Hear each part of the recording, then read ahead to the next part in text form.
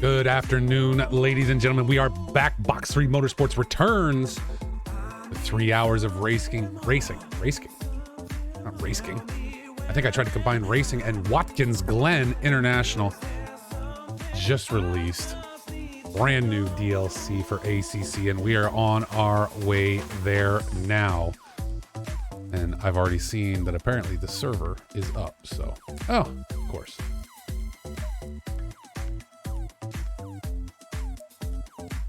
Oh, let's refresh that list real quick. Make sure we're good. There we go. We'll get it going. How is everyone today? Welcome in Max Charb. Ape. Andreas is here. As we get in here and I get ready to launch some software, take control. But for now, we'll go on board with Pickett, the man himself. As we make sure everything is up and running for today's race. Amazing the number of things.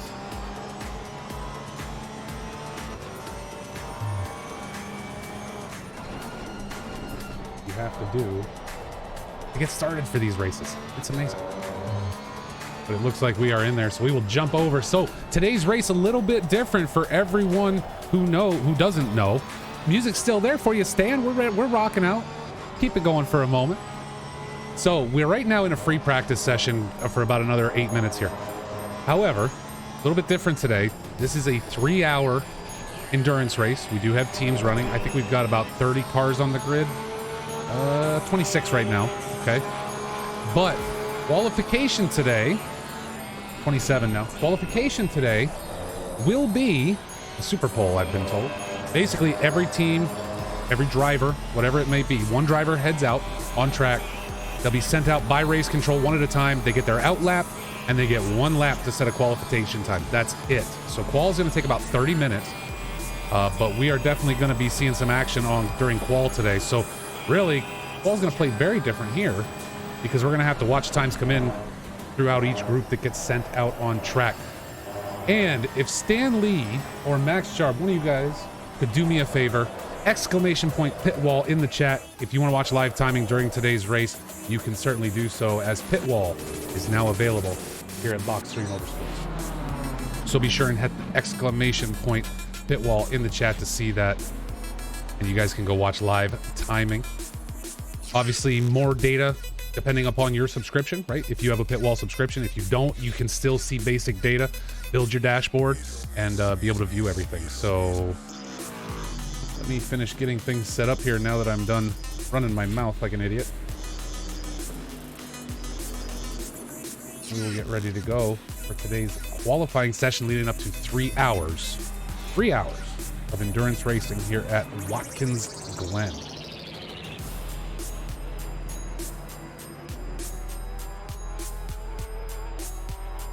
We don't want to watch Pickett anymore. All right, folks. Let's get on track. Whelp Cakes is here. Well, how's it going, sir? Hope you're having yourself a great day as we get ready for this 3 hours of racing.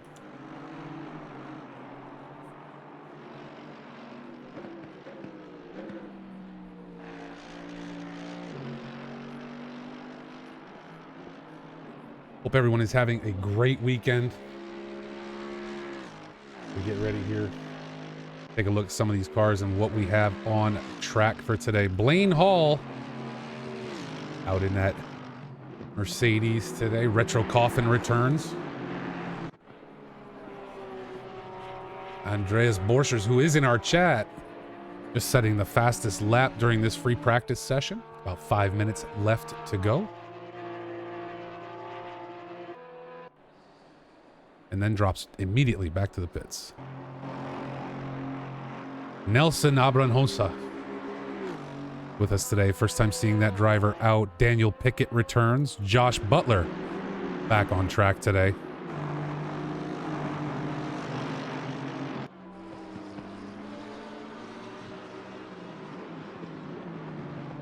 That very fancy King's Meat Snacks livery. Anthony Anderson back as well.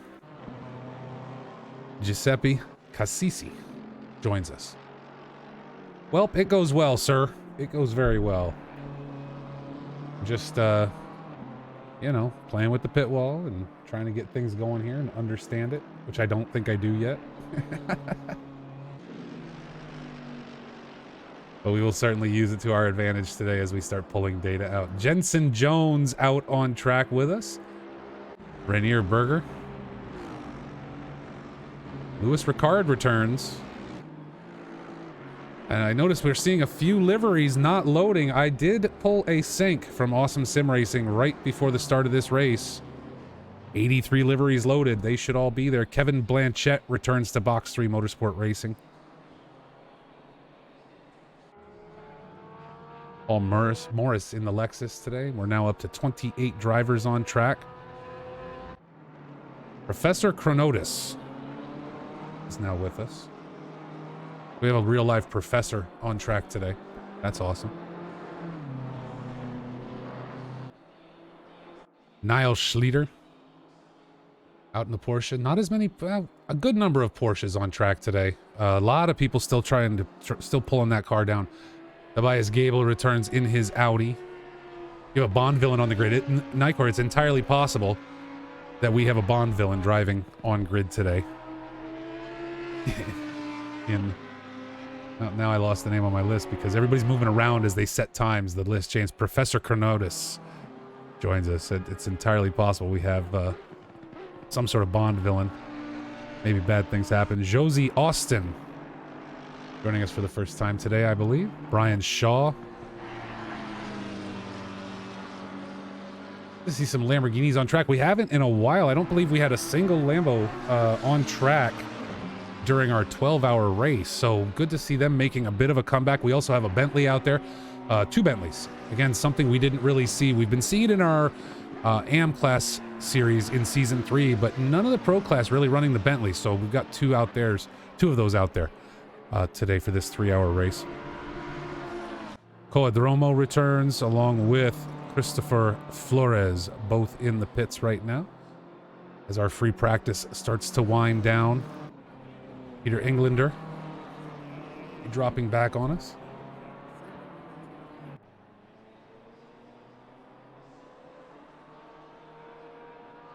So yeah, 20 so far, 29 drivers at the Glen today.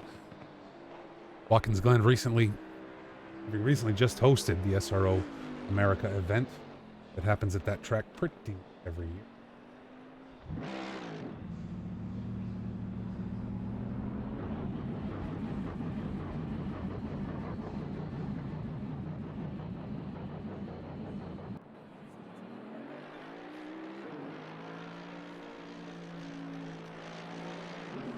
Peter Englander coming back out. Peter's sitting right now in 4th during this free practice, a 1:45.285.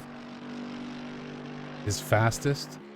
Only 2 drivers so far, Andreas Borchers and Blaine Hall, sitting in the 1:44 range. We'll see where things land as qualification starts, because remember, these guys are only getting 1 lap to qualify with to start this race. So no 30 minutes, go out and drive, set your best. You are getting 1 out lap, and from there you will have 1 flying lap to get your qualification completed. Seth Moreno, a new driver today, again sitting on pit lane.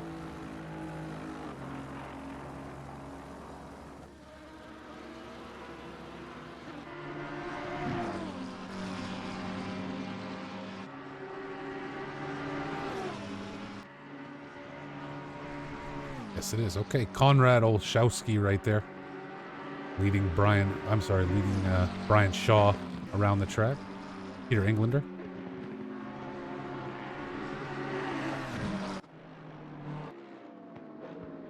It's quite the livery right there, sir.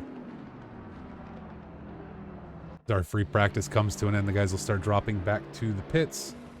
We will get ready for the qualification. Now, again, hopefully, Race Control has this. These guys will be talking to each other in the in-game chat, I believe, being released one after another in pit box order out onto the track for today's qualification.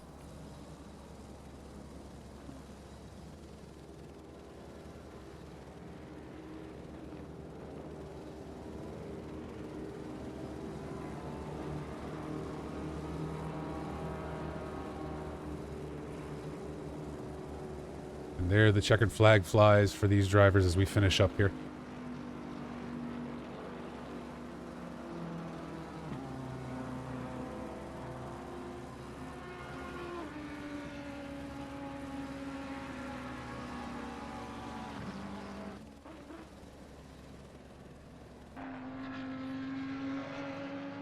Aldrin Oprin on track today. Another Audi. Again, not a ton of Audis. We see 3 up there on the board right now. Konzik, Gable, Opren. Don't know that we're seeing too many others, but a great spread to come into Watkins Glen. I mean, I was saying it earlier, but we haven't seen Bentleys in our season racing other than the AM Class series. We have seen a lot of Porsches. We haven't seen a lot of Lambos, but now we've got Lambos, we've got the Porsches, we've got Astons. I mean, I think we have almost every manufacturer represented on track today, except maybe Jag. Okay, nobody drives the Jaguar. Don't know why, but they...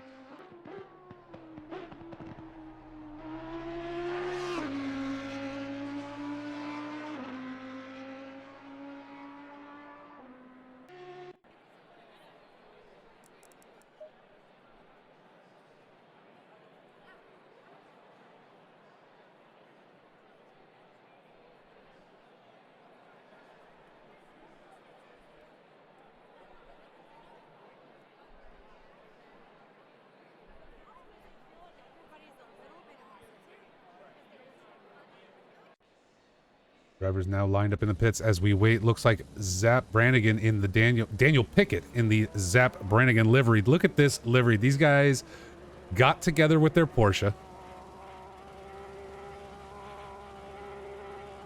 Number 92, driven by Daniel Pickett, Rob Keesar, and Zap Brannigan, and combined their 3 liveries into one.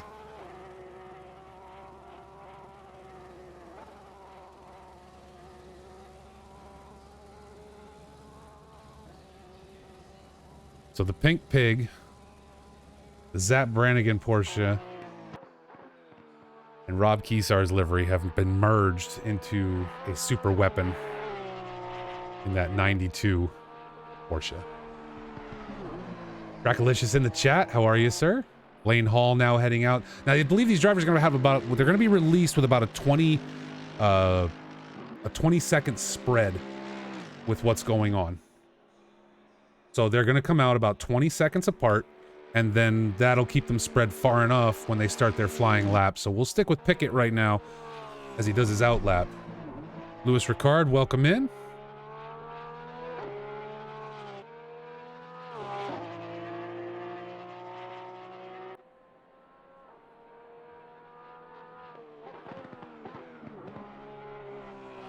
Oppen returns to our chat. Welcome in, sir. Hope you're doing well.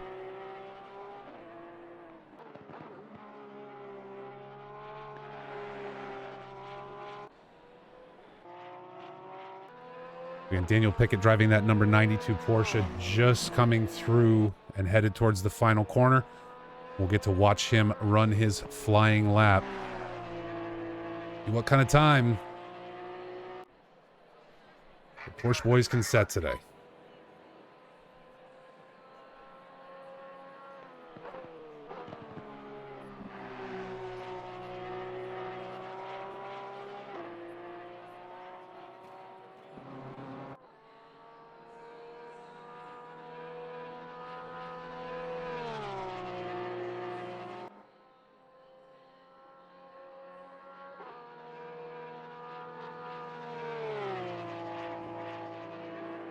Lane Hall now just crossing the line. Nelson and Brunhosa out on track. Josh Butler out now along with Joe Scher. All 5 drivers now out on track and looking to set those laps.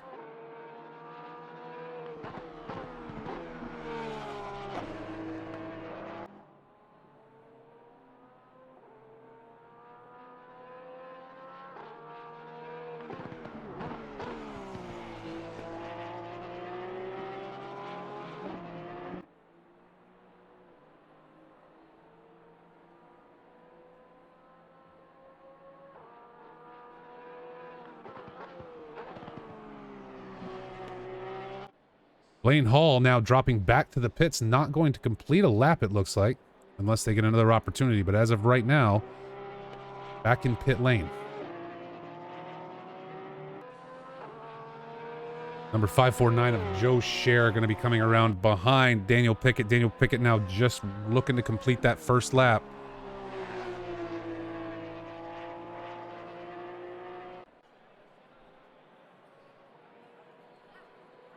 There we have it, a 1:45.345 For Daniel Pickett, let's jump over to Nelson Brunhosa.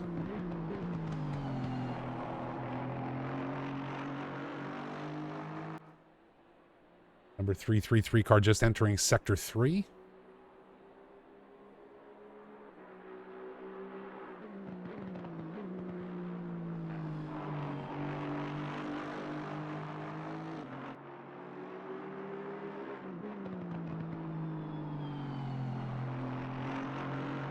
We check in on the number 881, Josh Butler.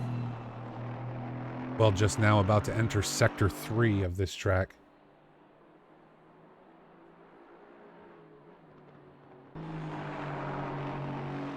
Nelson Abrunhosa coming across the line. And a 1:45.907 will put them in second for right now.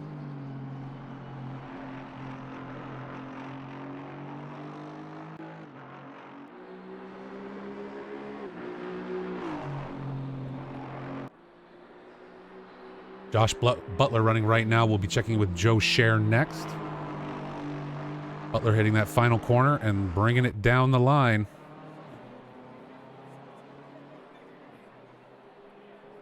Butler, 1:48.135. So Blaine Hall not completing a lap as we again jump up to the number 549 BMW, driven by Joe Scher, as he looks to come down into that final corner and hit the line for us.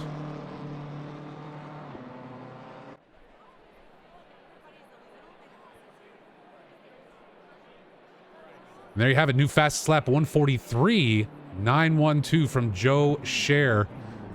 Anthony Anderson finishing his out lap. Giuseppe Cassisi on his out along with Jensen Jones. So we await the lap completion by Anthony Anderson to see who moves. So Joe Scher, our first 143 of the day, just barely getting under that 144 point, but it's enough. Blaine Hall track limits in T1. That will do it to you right there.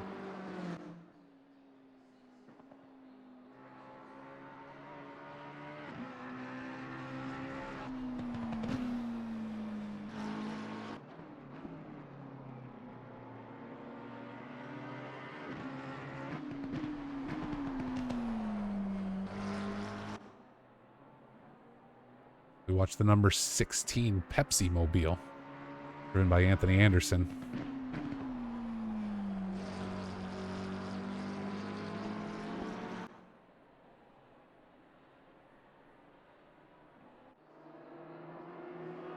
Giuseppe Cassisi now on their lap. Jensen Jones just starting their flying lap.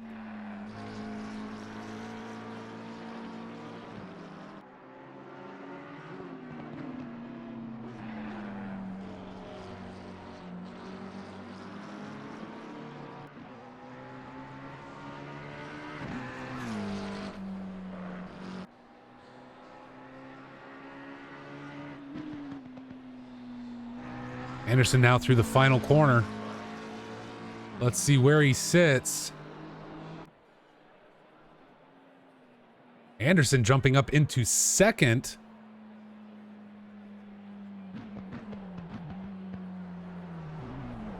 With a 1:45.137. Yeah. Giuseppe Cassisi now as we wait for their lap time to come in next. The number 93 BMW coming into that final corner now. Jensen Jones just now entering Sector 3. That'll be our next catch. Cassisi moving up into fifth, pushing Josh Butler down into sixth. Joe Scher still untouchable in that 143. As we jump in with Jensen Jones.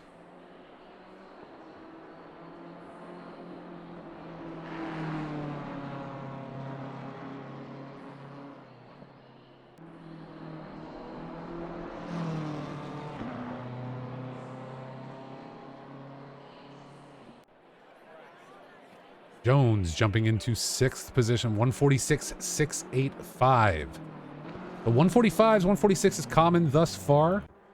Rainier Berger, the number 51 car,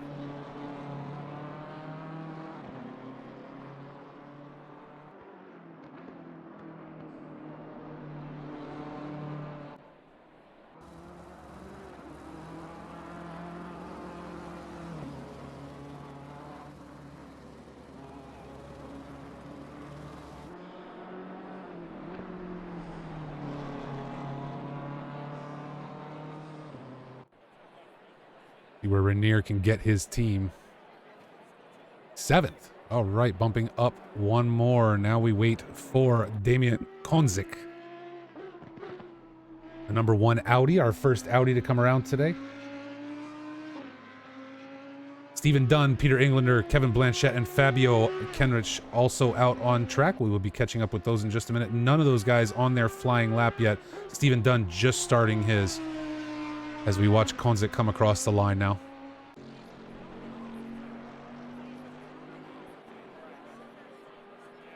Konzik all the way up into second. Still not hitting that 143, but a 144.695. We catch up with Stephen Dunn now. In the number 96 Bentley will also be driven by your boy Blue and Louis Ricard during the course of today's race.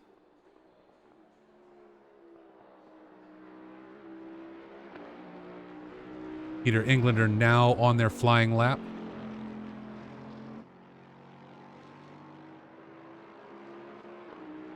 I don't know, MZ. I did a sync right before the race. I mean, literally while I was on stream during the free practice. So why it's not there, I don't know, but it's not. Sad day. I'm missing 3 or 4 actually from people. So fortunately, folks should test them. But all I can do is sync them up. Kevin Blanchette now on his flying lap as well. We wait for Stephen Dunn at number 96 Bentley. Down through Sector 3 right now.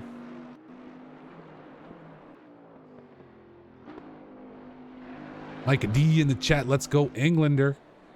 We'll catch up with Peter here in just a moment once we watch Stephen Dunn come across the line. See where these guys land themselves as far as position for the start of this race.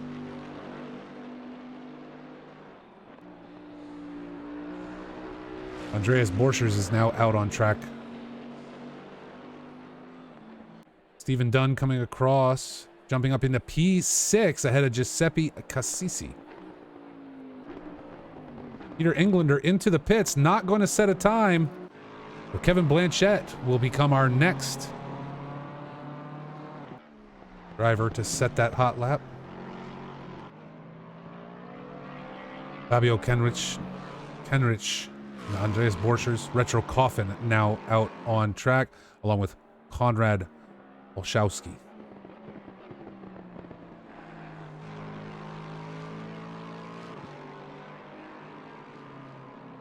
So Blaine Hall and Peter Englander both unable to set qualification laps. They will be starting near the back of this grid. A lot of first-time chatters in here today. I want to thank everybody. If you guys have followed the channel since we started, or even before, during the last week since the last time we were here, I want to thank you for that.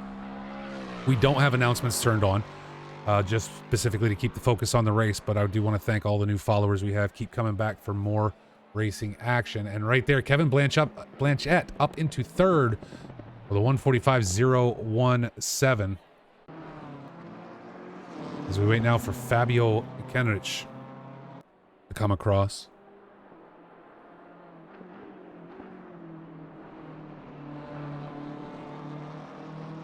I believe the first time Fabio driving with us, the number 22 BMW. Also be driven by Chris Pfaff today. Now, Andreas Borchers during the free practice was our fastest driver, but that was a 144. We'll have to keep an eye out here. We'll see where Fabio drops in, and then we'll get on with Andreas. Fabio up into P10 with a 146.847. Another BMW with Andreas Borchers on board, the number 87 car. Will also be driven by no one but Andreas today. He is soloing this race.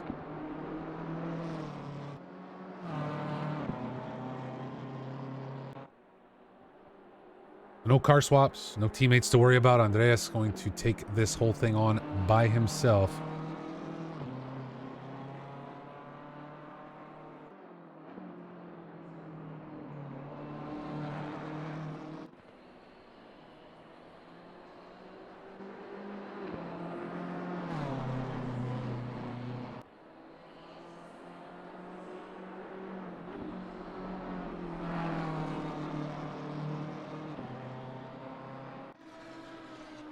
We'll go on with Retro Coffin after this. Andreas up into second, a 144.082. So again, not able to break into that 143 mark.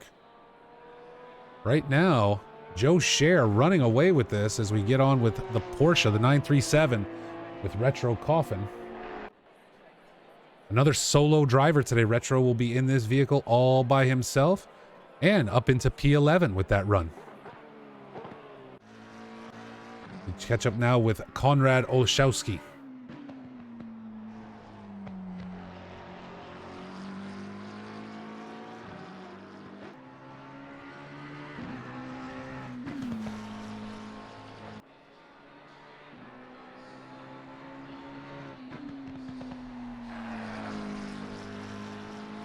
Kind of like this format for qualifying. This is fun. Where does Conrad land himself? Conrad up into P9 with that move and that lap. As we go now with Tim Holliker. Again, the return of the Lamborghini this week. Been one of at least 2 or 3 out on track. As I said, good to see the Lambos back, and again, great manufacturer representation across the whole board. We've got Lexus, Bentleys, Audis, Astons, McLarens, all of it. I'm with you, Welp. I kind of like this. I think this is kind of enjoyable. Tim Colliker up into P16 right there. 151.415. So a little struggle, but let's find Jose Aguiano Hernan now. Brings his Ferrari around. Number 11. Catching him just in time to come into that final corner.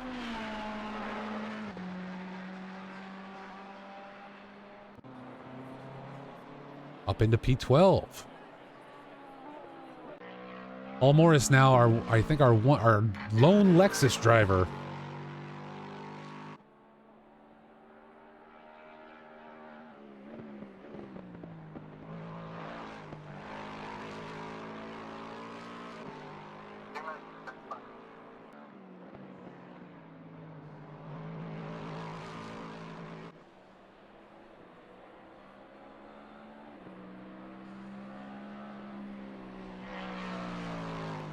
Seth Moreno now stopped on track, has not completed, and now dropped back to the pits with no lap completion. So Seth Moreno doesn't look as though they will be finishing their lap today as Paul Morris comes across the line. Currently P20, up into P7, 145.685 for that team. Alex Nunez now, the number 13 Bentley.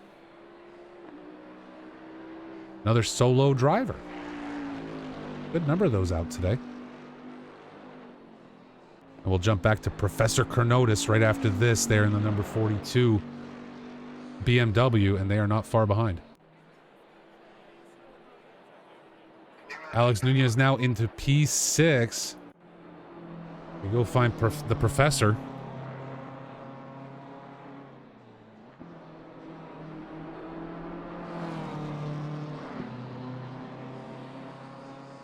That snakeskin BMW. Professor Chronotis up into P18. Niall Schlieder will be our next driver across in the number 37. Yeah. Niall Schlieder, another Porsche on track. Seth Moreno again will get dropped to the back with no time set.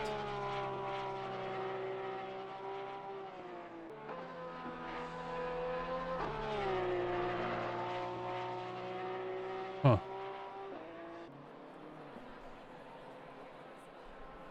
Now Schlieder up into P9. Tobias Gable now our next driver. Another Audi.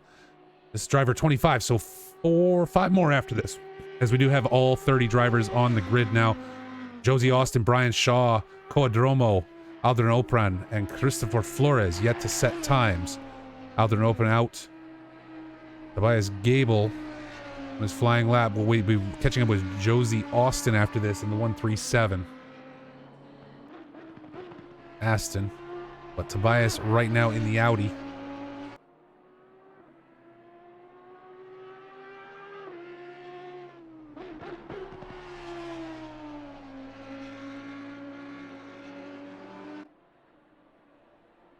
Under 10 minutes left to go in today's qualifying session with 6 drivers yet to set times.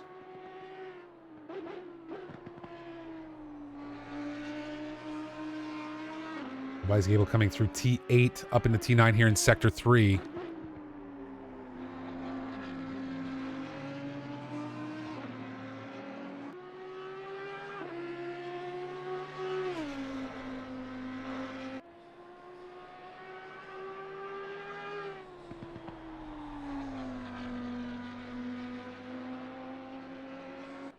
Tobias down deep against the curbing here at Watkins Glen as he flies up into P5. Very good run for him. Josie Austin now. The number 137 Aston. Austin driving the Aston. As we'll look for Brian Shaw and Coadromo next. Aldrin Opran and Christopher Flores have yet to start their flying laps. Here comes Josie across now in that 137. Let's hit it. And there it is. Josie Austin up into P14 with a 146.607. Very respectable run. And another Lambo. With Brian Shaw. Number 7 car also going to be driven by Oliver Williams today.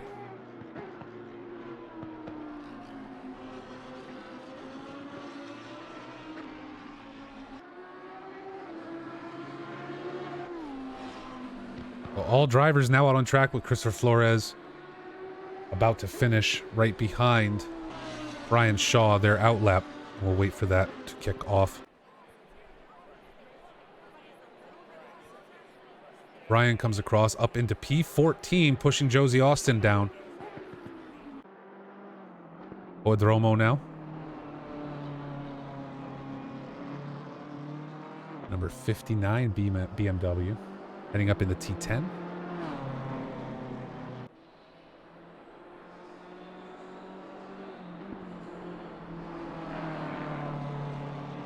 Number 59 car driven only by Coadromo today. Good number of solo drivers doing this one, being only 3 hours. A lot easier than a 12. And Coadromo gets himself into the top 10, pending what happens with Aldrin Opran and Christopher Flores. As we catch up with Aldrin now.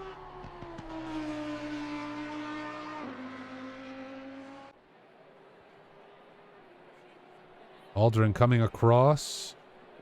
Jumping into P4. Wow, way up there. Another 144.937. And Christopher Flores last, but certainly not least.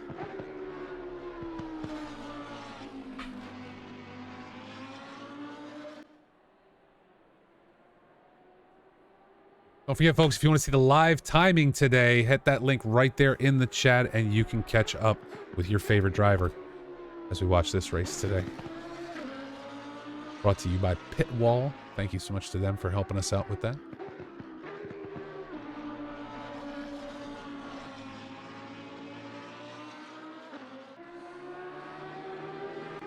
Christopher Flores now running out through T10, coming down to the final corner, T11. And we will have our grid set and ready to go for today's race. Just over 6 minutes left to go in this qualifying session, but that's okay. We got stuff to talk about. Christopher Flores up into P26 with that run. So there is your starting grid for today's 3 hours at Watkins Glen. Joe Scher in that 549. Gonna kick it off. Shared with Wutarati and Patrick Kurz. Andreas Borchers, solo driver today, will start in P2. They're going to share row 1. Damian Kozik and Aldrin Opran, row 2. Kevin Blanchett and Tobias Gable in row 3. Anthony Anderson and Alex Nunez, row 4. Daniel Pickett, Paul Morris, row 5. Coadromo and Niall Schlieder, row 6. Nelson Abronhosa and Stephen Dunn will share row 7. Konrad Olachowski and Brian Shaw, row 8. Josie Austin and Giuseppe Cassisi Row 9 and row 10 will be Jensen Jones and Jose Anguiano Hernan. Retro Coffin, Fabio Kerwich, Rainier Berger, Professor Chronotis, Josh Butler, Christopher Flores, Tim Colliker, Blaine Hall, Peter Englander, and Seth Moreno will bring up the back of grid. You should get a commission on that. Well, at least on my subscription. I did that during the 12 hour, and then, you know, they get you the server when you're all hooked up. So good to go, buddy. All right, folks. So let's take a moment here and just talk about a few things. Because like I said, we got stuff to talk about. We got like 6 minutes left in qualification. We'll wait for the timer to run. A little under 5 minutes now. But I'm here to entertain you between now and then, and I'm not very good at that. I'll admit it. But what I can do, and what I am good at doing, is giving information. So let's give some information. Let's talk about Box 3 Motorsports a little bit and some of the things we got coming up. First of all, don't forget, Xbox continues with Season 4. Those guys coming back next week at Paul Ricard for a 60-minute race. So if you are an Xbox racer, if you're a console racer on Xbox and you want to join Box 3, please do so, because we would love to see as many full grids as possible. B-Fife does a great job running that league. That guy's fantastic. I've kind of just tried to stay out of his way because I'm afraid I'm going to screw up his vibe. But he's awesome. He's doing a great job and really putting some great events together. And speaking of, Xbox Casual GT4 August kicks off next week at 8 p.m. UTC. You guys can come and run some casual GT4 racing on the Xbox side. Hey, but we got a lot more than that going on at Box 3. iRacing, we're kicking off our TCR season on August 13th to run through the end of September. If you're an iRacing fan, come join us for that. It's a lot of fun. It's very casual right now because there are so few of us, but we have a lot of fun doing it. You get a chance to race different vehicles. We just finished up our Mazda MX-5 season. Worked out really well. Now, today's race is a 3-hour endurance race, right? I like endurance races. We just did a 12-hour. That was fantastic. But if you enjoy endurance racing, definitely got to come around, because August 20th, Mount Panorama, in conjunction with 949 and Trackalicious Sim Racing, we are going to be doing a 6-hour endurance series. That summer series is almost over, but there's one race left, and it's my favorite. It's at Mount Panorama on August 20th at 4 p.m. UTC. That's 12 p.m. Eastern Daylight Time. These races are a blast. 6-hour endurance racing cannot be beat, and we're going to get to see who owns the mountain and who the mountain owns, because it's going to be fun. And you can watch that right here at Box3_Motorsports, right here at twitch.tv. And we're doing some crazy stuff. Season 4 isn't here yet for PC ACC racing, so let's have some fun in between, right? So coming up on August 14th, Circuit of the Americas ice rink. You can bet that track is going to be cold. Temperatures are going to be frigid. Get ready. And we can't just make cold tracks. What about an Indianapolis Motor Speedway race with one dry set of tires for the entire weekend? And if you do need to change tires, you only get to change to the wets. And that I guarantee that track's going to be hot. These guys have already set it up. The guys planning our league stuff, they're awesome. And just to tell you a little more about it, first of all, Season 4 is coming. Okay, we're going to wait until about September to kick that off. People travel in the summer. People want to be outside touching grass, doing all kinds of fun stuff. I sit outside a lot right now because, well, I spend 6 months a year trapped inside. So Season 4 of PC ACC Racing is coming. It's currently being built. Also, pay attention for October, mid-October, talking around the 15th, 16th, 24-hour race coming. Mount Panorama, all for charity. It kicks off our charity season at Box 3. Box 3 was formed around wanting to give back, wanting to do a charity race. We've done 2 since our inception, and with our 1-year anniversary coming up, it's time to do another. So that is in the planning stages right now. You can expect to find it posted to SimGrid very, very soon. Look for those announcements on the Discord. We would love to have as many drivers as possible join us for a 24-hour race in October. It's going to be fun. And yes, all the coverage will happen right here at Box 3 Motorsports, because, well, that's what I do. That's what we do. We bring it. People like Welp helping me out. People like Dylan Dunn, who's fantastic. As we get ready for the start of this race here at Watkins Glen today, our qualifying session just running down.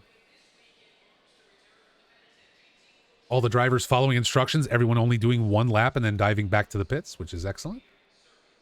Eric, why is it every time you're in my chat, you speak a different language? Like every time you're in the chat, it's a different language than it was the previous time you were in the chat.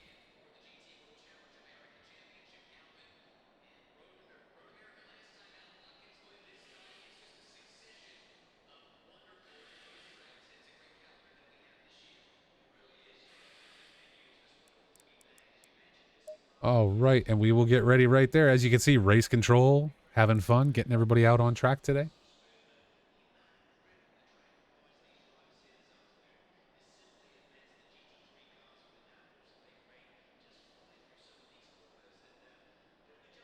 Eric, when you come in and do that, I get to mess with you a little bit.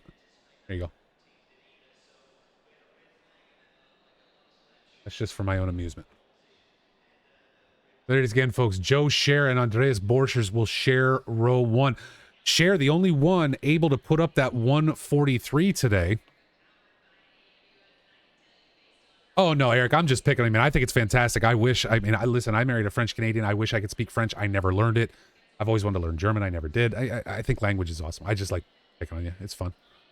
It's a lot of fun. Looking there, too, it looks as though Joe only holding purple in Sector 1. Or I'm sorry, Sector 2. Andreas Borcher is taking Sector 3 and Damien Konzik Sector 1. So purple spread across this whole track. Now, again, Scher the only one hitting the 143s. But if you look at the gap between himself and Borchers, it's pretty narrow, right? Right? It's pretty narrow.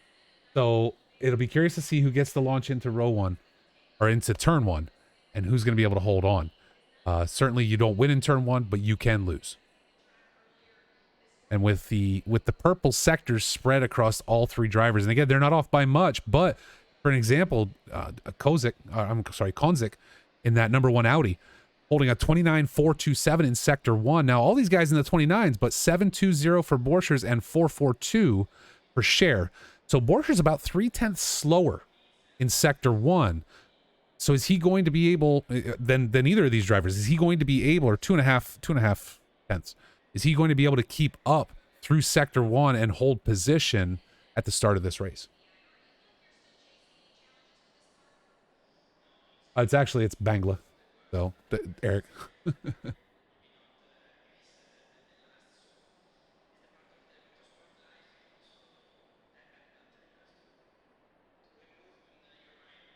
EG in the chat with the Audi power. Don't tempt me, sir. We will watch it the whole time.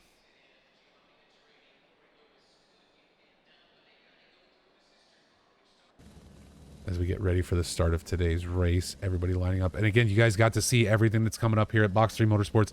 Endurance racing, some special events throughout the summer, Xbox, 6-hour endurance, and another 24 coming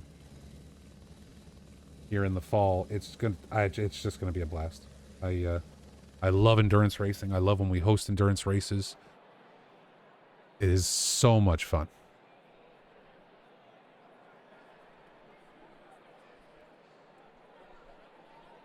Last to first coming up for the Blaine Hall team. Blaine Hall starting in P28 today.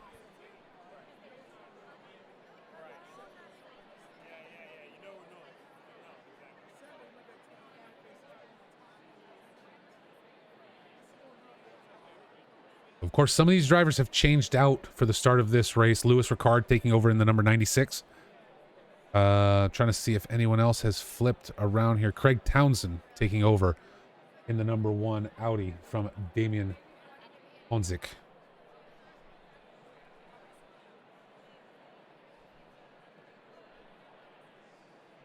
As we check for some other changes.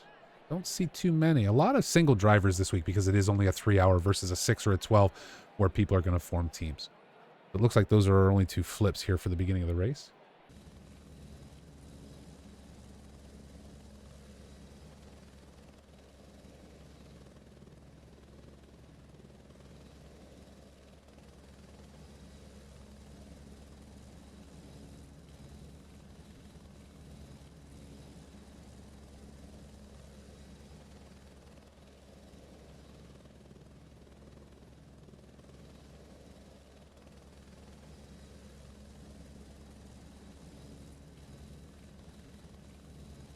Drop in on the number 549, running up front, driven by Joe Scher. We'll be keeping an eye on their lap times during the course of this race today. Again, don't forget you can use Pitwall to watch live timings for today's race.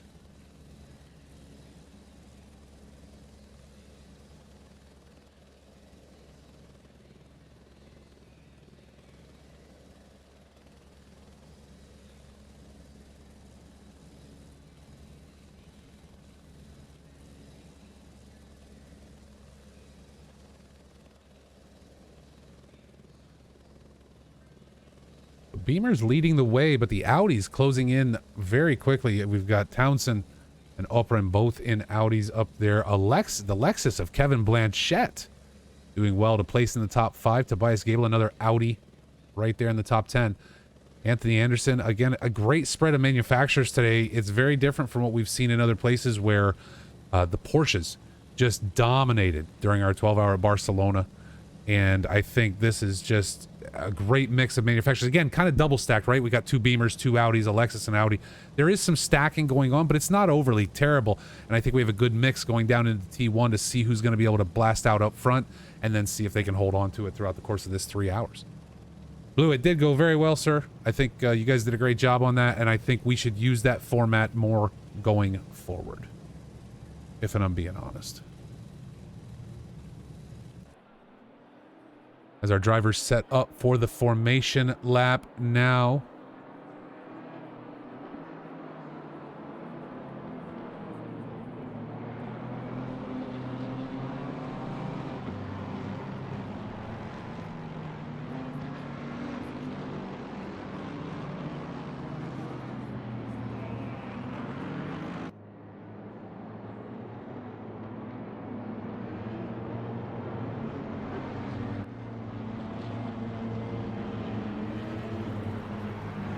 Now, we'll be curious because someone said it in the chat, but I really did not understand why. But let's talk real quick. And I knew this, but I didn't know it. Talk real quick about this number 28 Blaine Hall car. Blaine Hall currently behind the wheel. Nate Lamlin be taking over at some point, but esports legend Brian Canopin will also be driving that car today. So that last the first challenge might not be out of the realm of possibility. Now the question being is, Watkins Glen just recently released within the last month to ACC.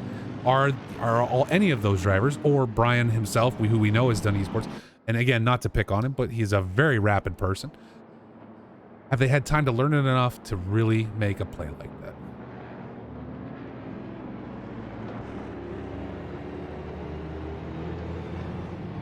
I do, Welp, I do. I'm watching. I got things set. I mean, it's not perfect yet. I'm still playing with it, and I really wish I had like I wish I had a 4K screen, but can't pull that off yet, so it'll have to do. So Joe Scher leads the pack around this track at Watkins Glen. No.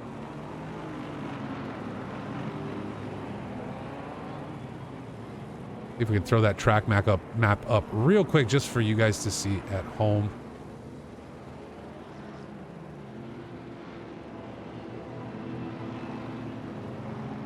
Not the most complicated track I think that we go to or that we drive at, but certainly a lot of fun. Some elevation change.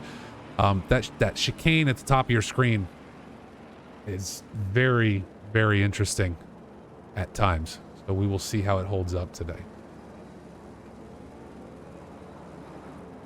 Oh, well, I need like, you know, I've got 4 monitors here, which, well, technically I could do 5. I could do 5. And I could bring it up over here. It would work. But my point being is I could really... I really could use like 2 more to spread things out on. That would be fun. Again, folks, if you do want to watch live timing of today's race, don't forget to hit that pit wall link. Go and watch all of it. Live and in person.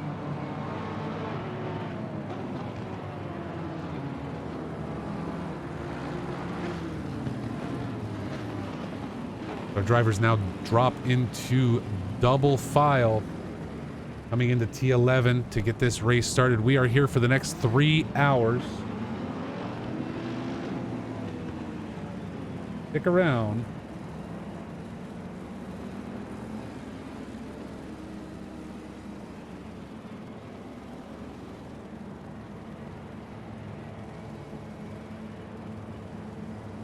Hang out with us for the afternoon as we wait for green. And there we go. We are green at Watkins Glen. Andreas Borchers. Joe Scher holding his own on the outside and able to get down deep. Oh, and Andreas Borchers sliding right there. Tobias Gable dropping. Now Joe Scher getting beat out on that fast speed. And Damian Koznick is in that car. There was not a change as we talked about.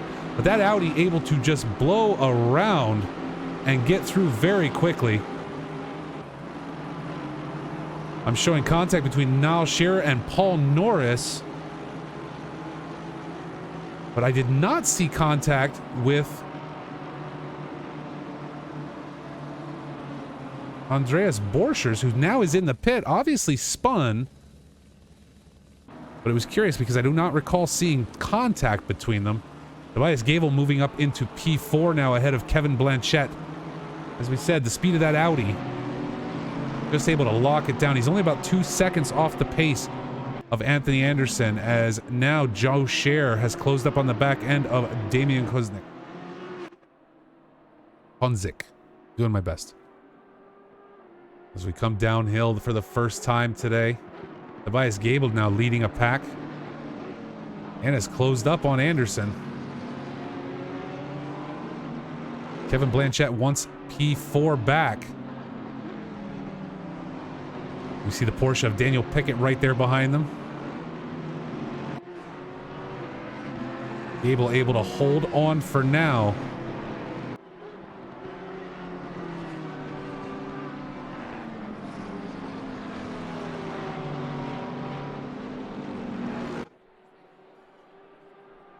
And Daniel Koznick able to get back in front for just a second.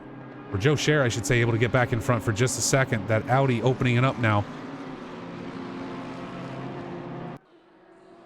Drop a little further back. Nelson Brunhosa and Paul Morris. The mid-pack running very close right now. Louis Ricard leading Alex Nunez.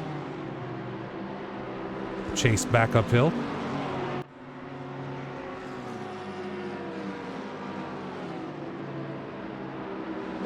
Retro Coffin looking for P12 as Nunez shoots up the outside and able to cut back through into the chicane on Louis Ricard.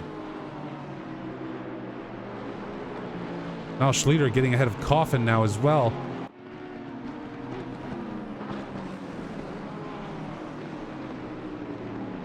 Coffin under pressure from Fabio Kerwish. Exclamation box, Rita. In the chat, please, if you would, sir. Exclamation point box will get you to the Discord. Let me know if that doesn't work, and I will fix it. Now, Louis Ricard leading a pack of Nelson Abranhosa, Paul Morris, Niall Schlieder, and Retro Coffin. We back it out just a little bit, see if we can catch these guys. Louis Ricard driving a traffic jam. Joe Scher not giving up front, and we are keeping an eye on it. Damian Konzik currently leading, but Joe Scher is right there the whole time. 3 hours under pressure is not going to be fun for anybody, except for us. We'll enjoy it. No problem, Brady. I appreciate you.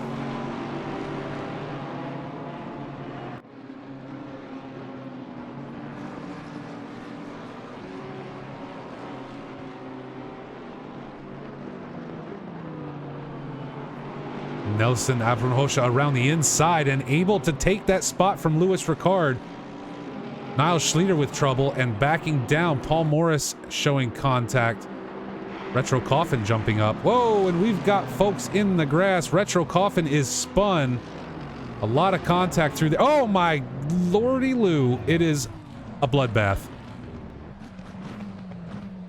See, folks, this is the kind of thing that happens when you ignore the yellow flag warnings. I think, is kind of what happened here. Get back up front. Damian Konzik continues to lead, but Joe Scher is right there. Yeah, I mean, and again, broadcast is broadcast, right? So we don't see everything all the time. Salamone, check the Discord. Someone else asked about the stint timers. Go in. Somebody should be answering, I hope. But anyway, what I was saying was, you know, that's what happens when you ignore yellow flags and don't slow down. I think whatever happened, and again, this is broadcast. We didn't catch all the angles. We didn't catch everything.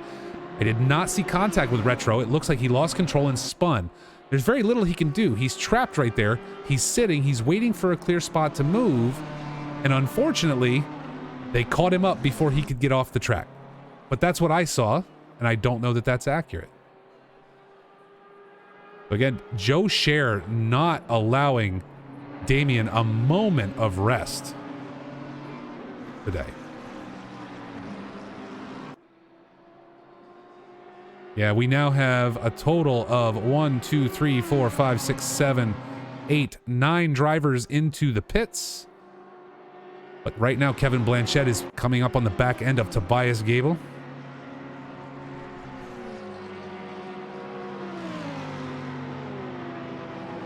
Blanchette with the inside on the corner, able to go a little deeper. Can he hold on to it, though? Kevin with a nice pass right there. Able to pick up P4 from Tobias Gable.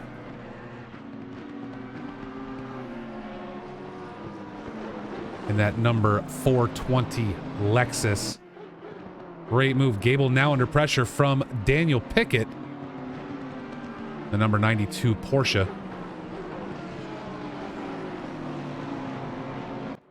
Up front, though, Damien barely holding on against Joe Scher.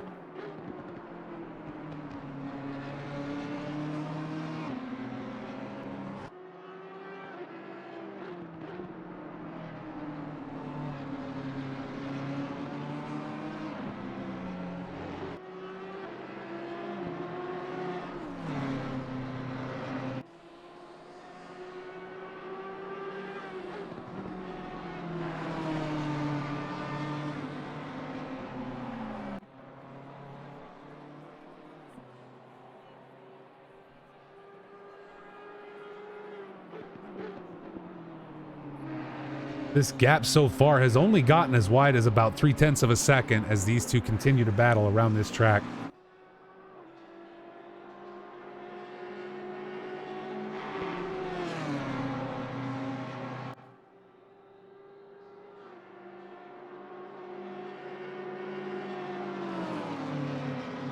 Right now, it's so rare for us to see this, but right now the play and the place we want to watch is for P1. Damian Konzik and Joe Scher battling it out. And Damien able to open it up through the chicane now a little bit and get just a bit of a breather with half a second there.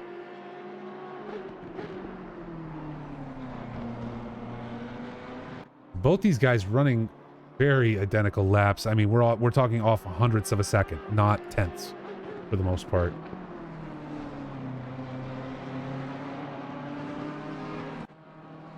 Peter Englander now up into P13 after starting near the back of this race.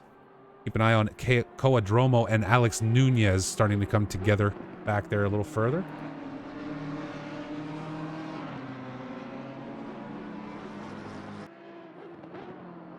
$11 cars in the pits. Restart. Listen, I don't make those decisions, Salamone. I'm just the broadcaster sitting up here, but I would say this. I think it should be... I think... You know, there's no live stewarding for today's race, okay?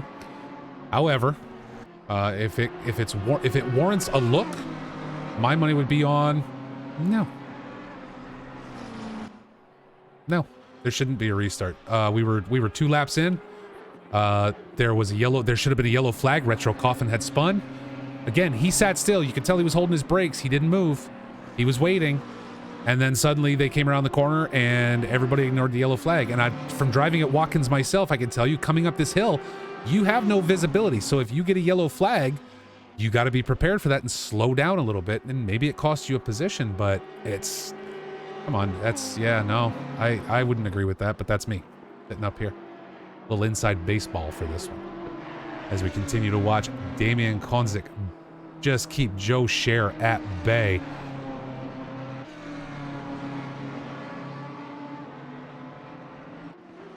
Jump back and check on Kevin Blanchette. Oh, and there it is. Alex Nunez able to get around Coadromo to pick up P7. Happening very quickly. So Nunez will now pick up P7. Tobias Gable is starting to close the gap back up on Kevin Blanchette.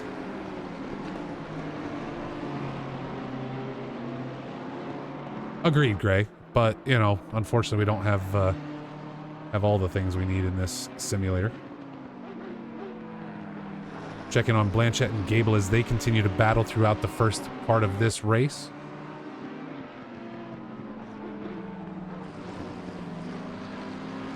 Gable a solo driver today. Now, wonder if that'll play a factor against Blanchette in that 420 car, who is sharing with Carlos Guzman in the Lexus.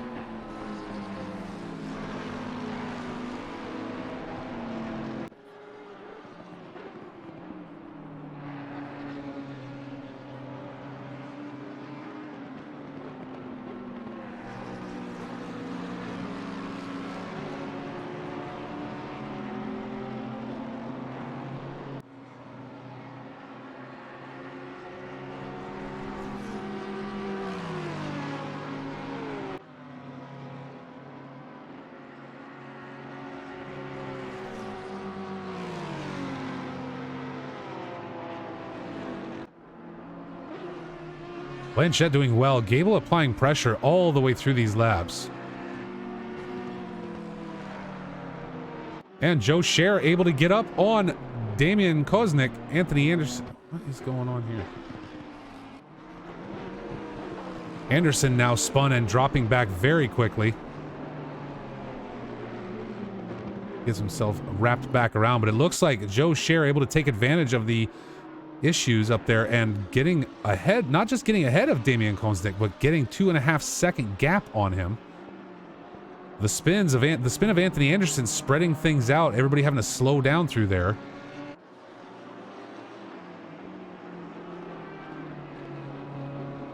And things have calmed down now a little bit. We still have Retro Coffin and Neil Schlieder in the pits. Niall Schlieder into the pits. Rainer Berger heading in now. New fastest lap from Andreas Borchers, a 1:44.847. But Borchers sitting in P20 right now after the kerfluffle in lap 2.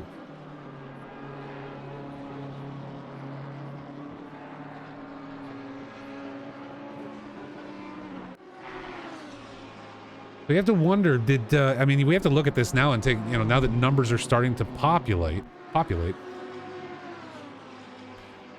If we talk about Joe Scher in that number 549 BMW, average lap times thus far a 1:45.596. Meanwhile, Konzik running a 1:46.134, so almost a half a second slower on average than Joe Scher, even though he led for the first 4 or 5 laps of this race.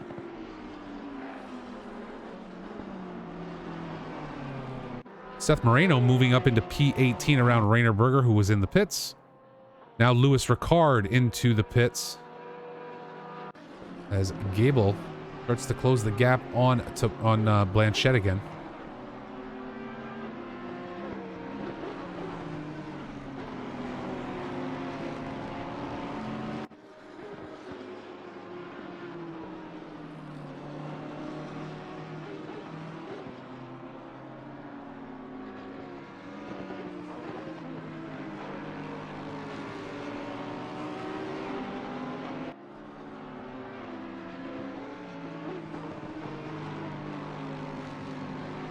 Nelson Brunhosa under pressure from Anthony Anderson for P8. We saw Anderson spin earlier, about a lap ago, and now looking to make up that time.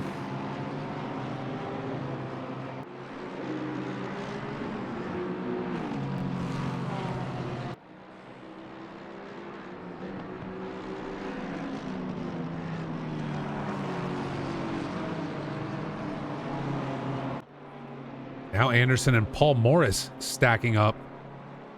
Paul Morris getting around Anderson up the inside there.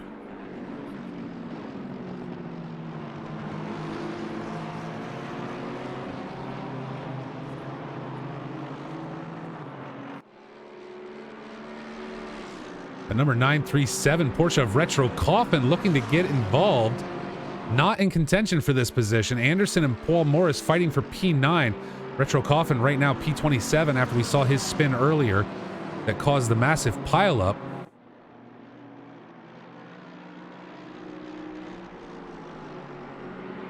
But Coffin obviously looking to make up some time, wants to get his positions back.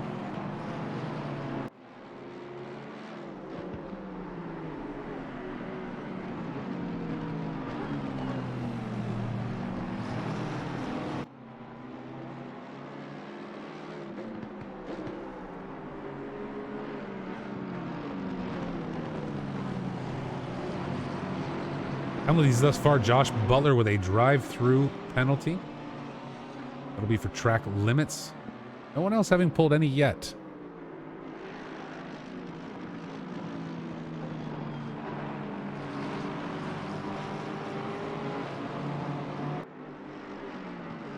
Alex Nunez pulling on the back end of Daniel Pickett up for P5.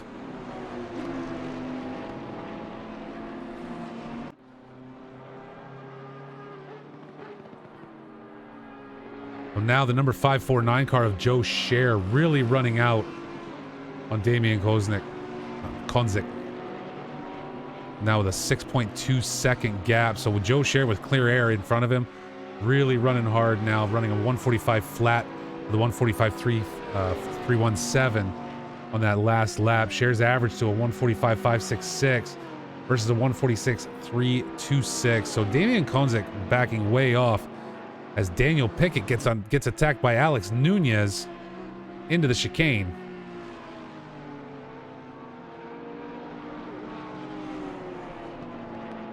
Pickett holding on though, and let's check in on Nelson and Anthony right behind these guys.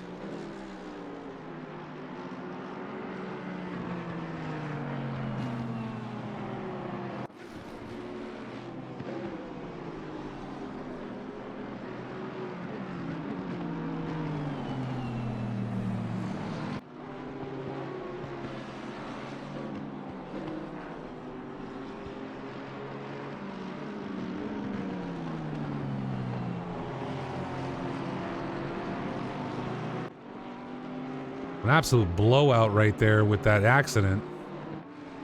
Car getting spun on the hill, out of sight, wrapping up 10 or 11 cars at one point.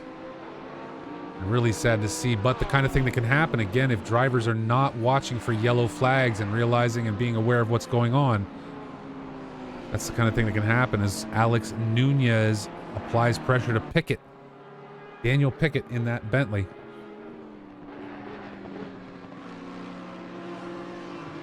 Nunez on the inside into T1, able to take it cleanly.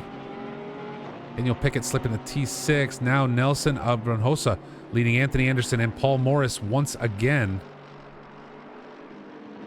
Retro Coffin still with these guys, looking to make a move and get himself up a little bit.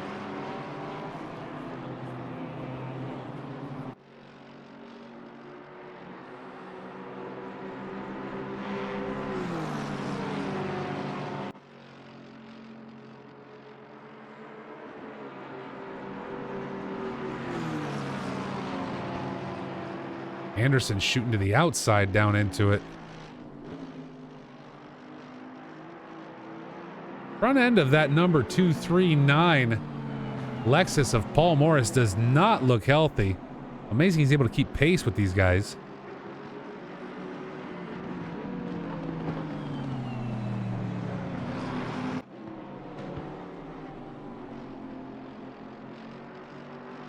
Kevin Blanchett currently running in P3, now is closing in on Damian Konzik.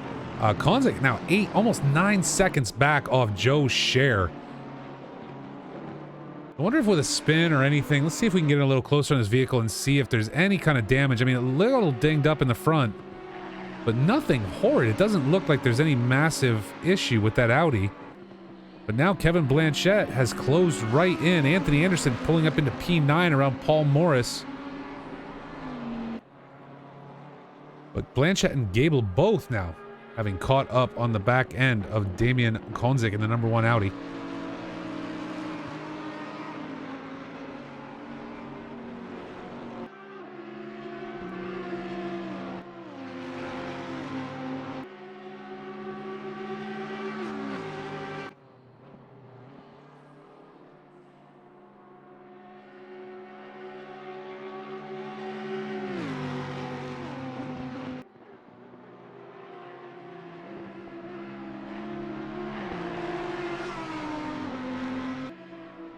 Blanchett about 0.3 of a second faster than Konzik, and there as we see as he gets around in that Lexus, he's been running about 0.3 faster throughout this first stint. And now Konzik going to have to deal with Tobias Gable right there.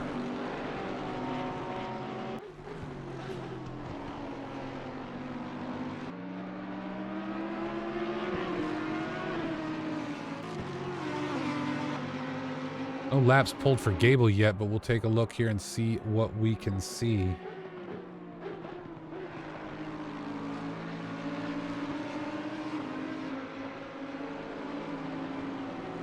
So now we get to watch and see, can Kevin Blanchett close the gap up to Joe Scher throughout the course of this first stint? Where does that put them? And we start with driver swaps again. Wout Roddy and Patrick Kerr is going to be taking over in that number 549 BMW.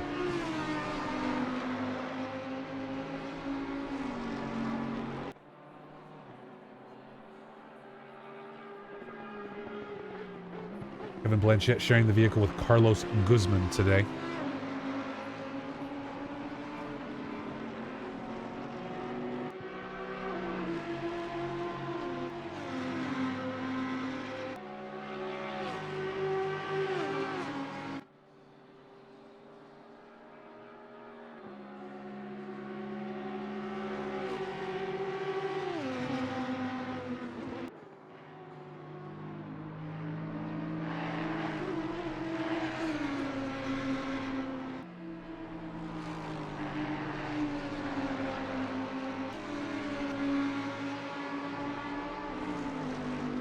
Anderson and Nelson now coming back together.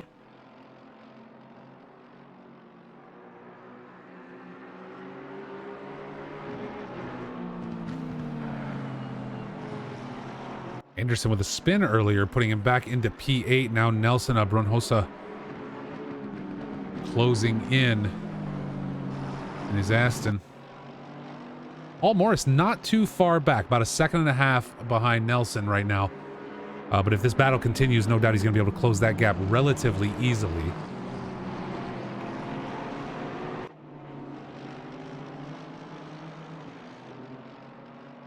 As we keep eyes up front on P2, Kevin Blanchett about 1.5 seconds now ahead of Damian Konzik.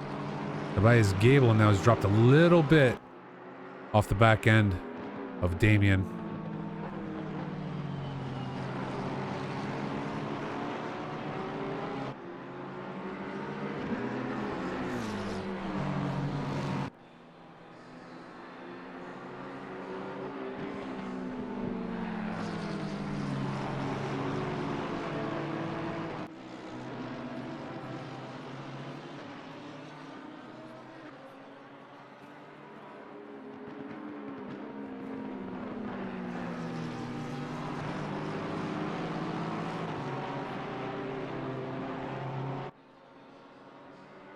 Anderson now opening it up with a little clean air, and Nelson now going to have to deal with Paul.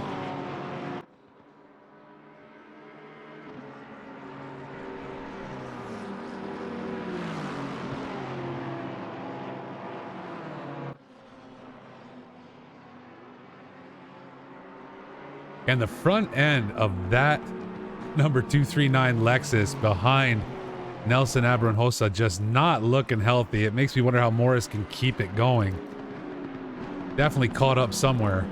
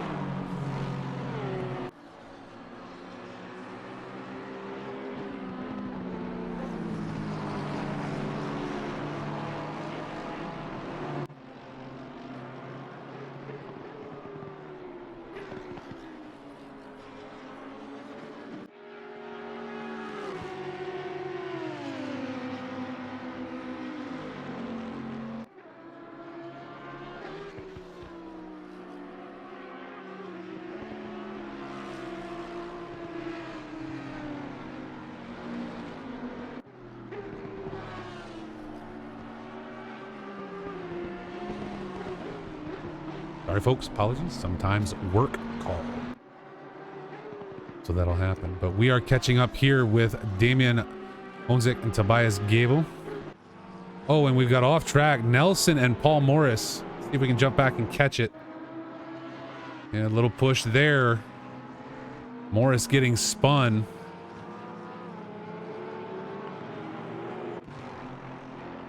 So Nelson, Fabio Kenrich able to get around ahead of Paul Morris. And Morris losing about 10 seconds total there.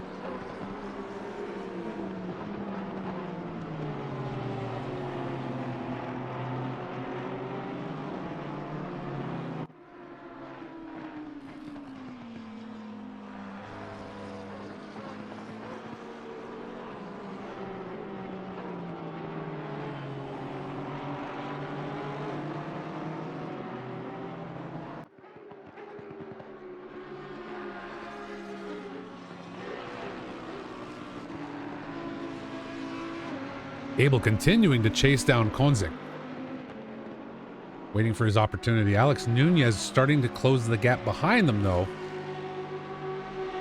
At number 13, Bentley. So no doubt, Tobias wanting to get clean air soon before Nunez can shut that down and join into on this party. But right now, it's Audi versus Audi with Gable on the outside, able to make the cut, get ahead through the chicane.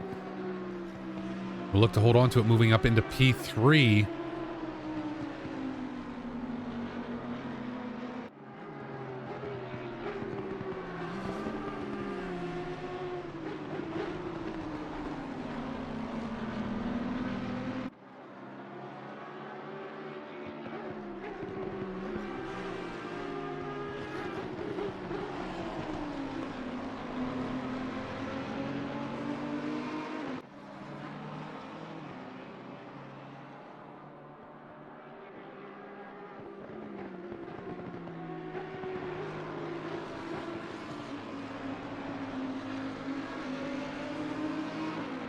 Damien holding on, but just not able to keep pace with Tobias Gable.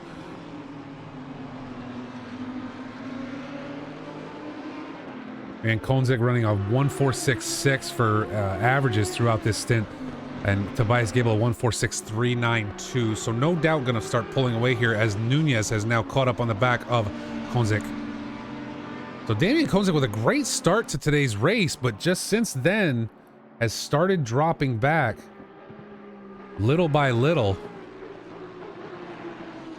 Not sure why. Again, it doesn't appear as there's enough damage on that Audi to cause any sort of issue.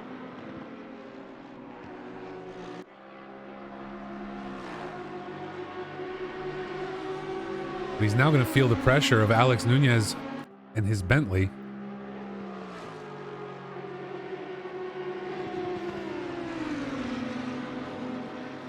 We saw this move earlier and not quite there this time.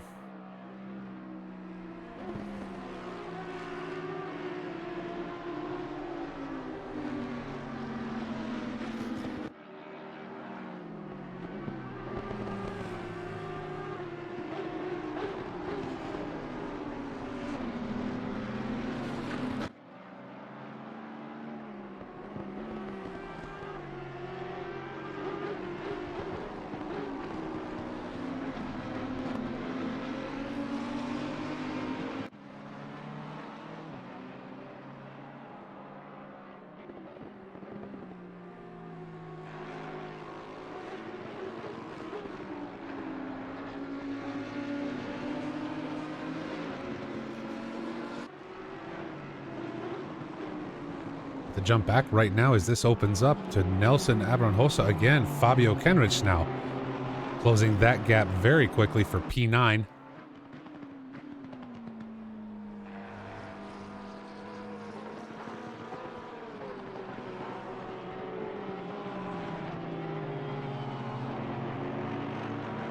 Well, 30 minutes gone in this 3-hour race. Ladies and gentlemen, 2.5 hours yet left to go.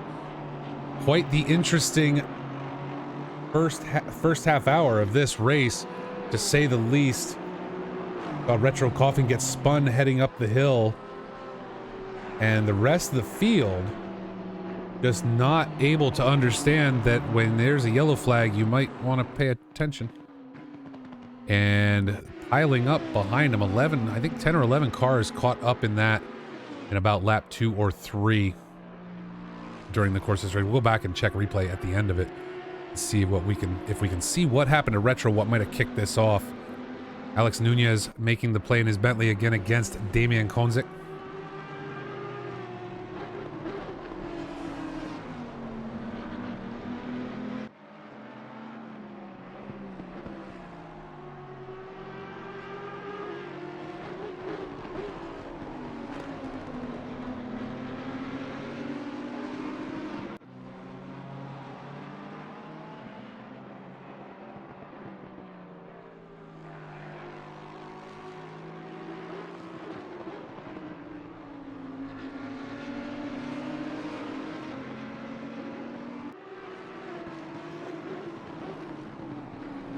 Konzik now closing up a little bit on the back end of Tobias Gable this lap.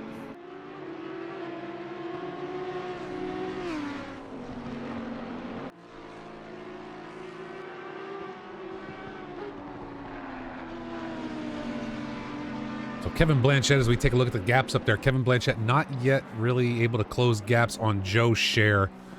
Joe now in that 549 BMW, just running away with this race at this point, 14.3 seconds up.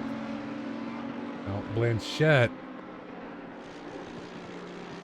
again running with Carlos Guzman today, so maybe we see some changes there. Joe Scher in that number 549, sharing with Wout Roddy and Patrick Kurz. So once driver changes take place, we'll see if things start flip-flopping a little bit, and if one of these drivers has a little bit better pace than their teammates.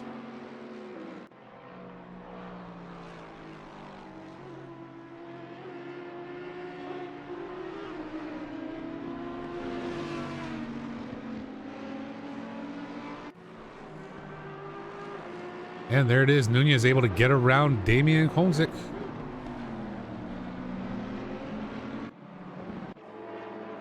We check back in with Nelson Abrunhosa and Fabio Kenrich.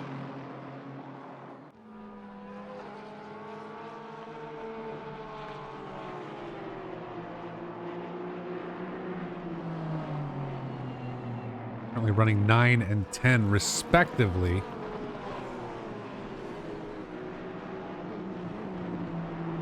Nelson playing some great defense so far. Fabio unable to find a gap of any sort.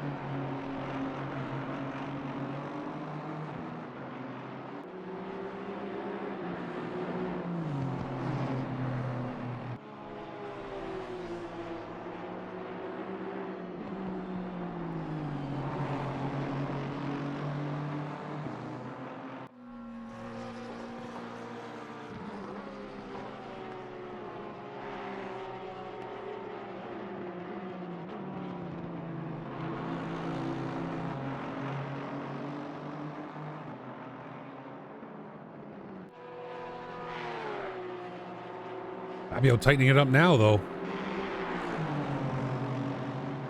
See if we can't get a closer look.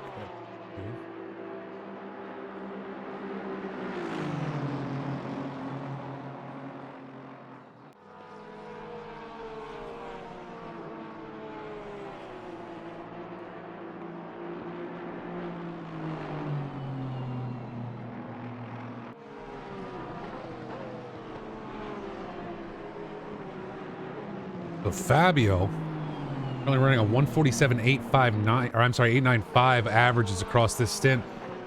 A 147.975 for Nelson. So Fabio definitely a little bit quicker here by a, well, not, yeah, 895. What am I looking at here? 975. I mean, really with about a tenth of a second of each other, it's keeping these guys together. The gap has slowly closed, however.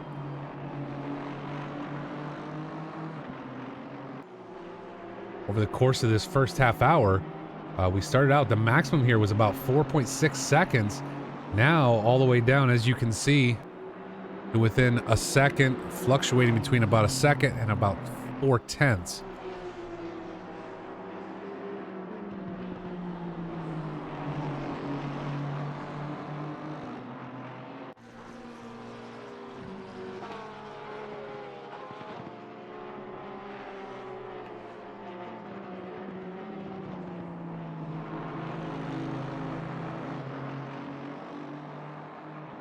Nelson a little quicker that lap by a few hundredths of a second.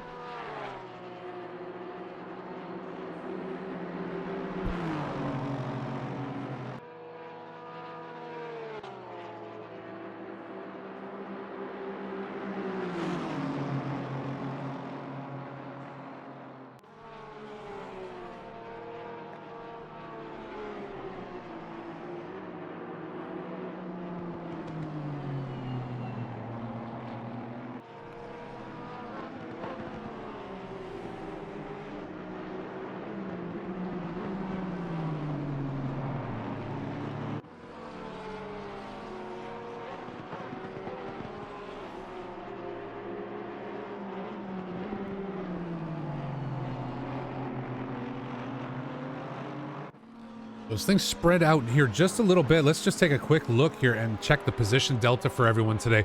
John Scher, dead flat, qualified first, and now sitting up there in first place after losing position to Damien Konzik. But Kevin Blanchett up 3 spots today. Tobias Gable up 3 spots today. Alex Nunez doing very well, up 4 positions thus far in the race. However, as we take a look here, Fabio Kenrich doing really well with up 12.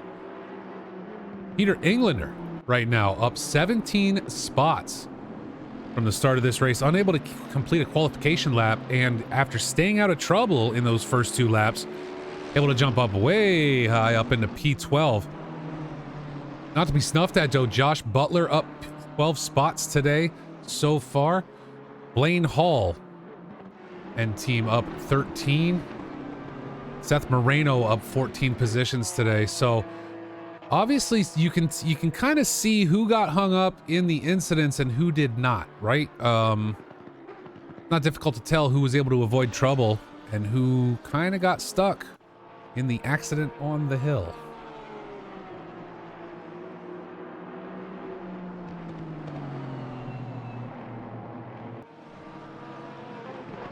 And with that, folks, I'm going to take a quick step away and take a break. You're right, by the way, Peter Englander did have a drive-through penalty along with Josh Butler. Both those guys running together right now, or within a little bit of distance of each other there. Tim Colliker pulling a stop-go 30 today. It looks like those are the only penalties so far. That's all we're seeing. But great job there from some of these drivers. This, again, up 17 spots for Englander. Really doing a great job in today's race, staying out of trouble, able to move himself up the field. Englander driving with Micah Daigle and William Maloch, who we will see a little bit later in that car. So no doubt his team very happy with that, sitting in P12 after the qualification ended in a rather unspectacular fashion. You know, again, I sit up here in the booth and I joke that my job is to pass judgment on all of the drivers beneath me, and it is a joke. I promise. These guys are a lot faster than I am, and 99.9% of the time they are better drivers than I am. However, I will say it again and again, you can always tell from having done this long enough now, it is easy to see the drivers who, one, who are not necessarily the fastest, but one, stay consistent, and two, keep themselves out of trouble. Pay attention to yellow flags, are aware of their surroundings, of the things that can happen. You know, it just seems like you can tell who those drivers are, because over time you see them perform better than some of the drivers who are very fast, but can't keep themselves out of that kind of trouble when it happens.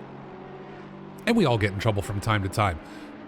But there are those who just excel at avoiding incidents. They are very, very good at it.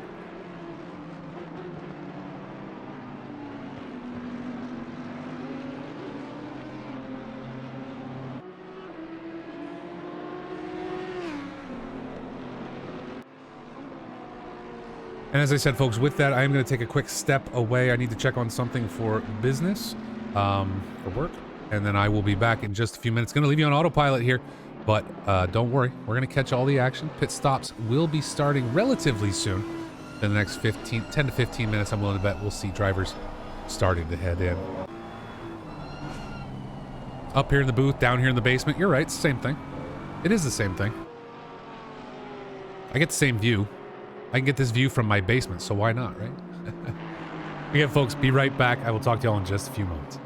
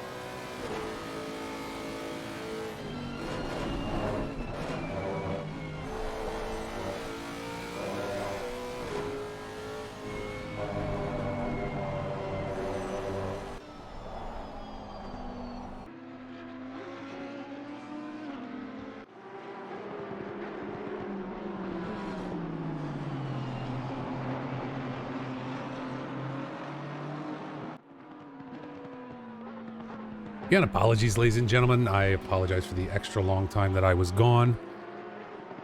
Work calls when a bird decides to play Transformer games and takes power down to one of your sites. You tend to get phone calls. He's okay now, though, apparently. I mean, he's dead, but he doesn't know any better, so we're all set. Let's catch up here, though. Nelson Abranjosa still under pressure from Fabio. The gap really opening up a little bit there, but not a whole lot.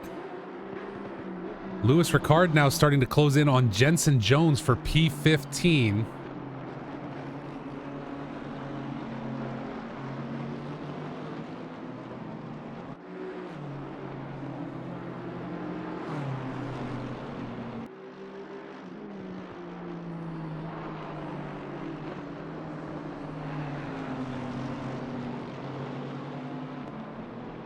Great, that cracks you up. Yeah, I explained it to my boss in a slightly different manner, in language that I will not use on this stream. But basically, the bird got to the find out part of F around and find out. So there you go. But again, let's get back to racing right now. Lewis Ricard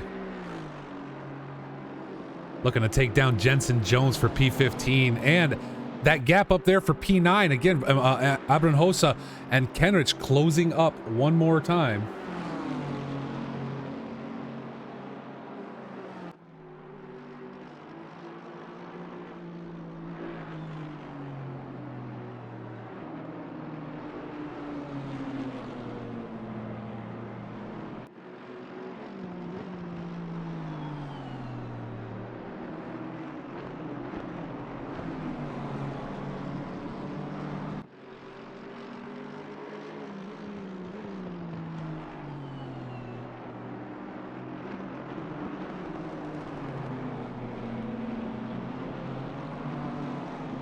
First time we see Lewis Ricard, I think, making a move today.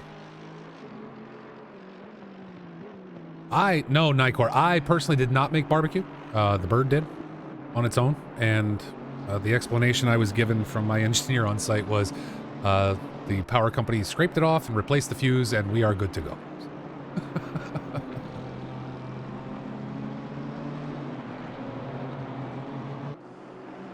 And yes, Sale Money, Borchers is sneaking up. Currently P18, but closing in on Berger right now.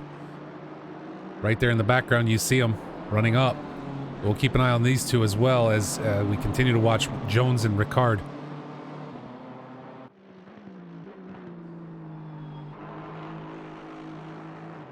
Borchers looking for the move on the inside right now. And there he is, able to take it, move himself up into P17. Andreas getting hung up in the incident in lap 2. But slowly trying to climb his way back up this grid. Definitely has pace. We'll see how long it takes him to close in on Ricard and Jones. He's only about 2 seconds back right now. I have a feeling we'll have another battle going, or a three-way battle going here in just a few moments.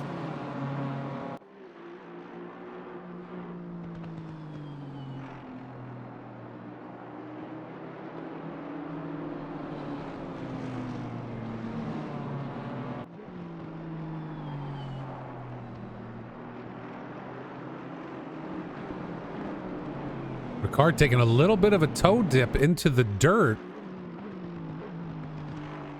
Borchers close up just a bit faster than he might have otherwise.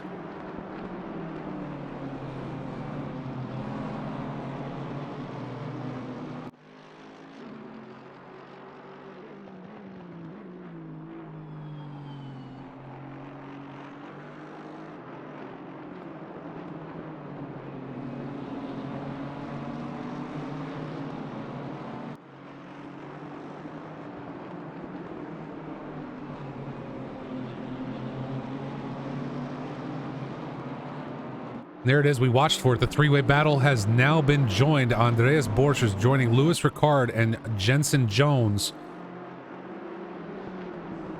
as we come down onto the final of the final minutes of the first hour of this 3-hour endurance event.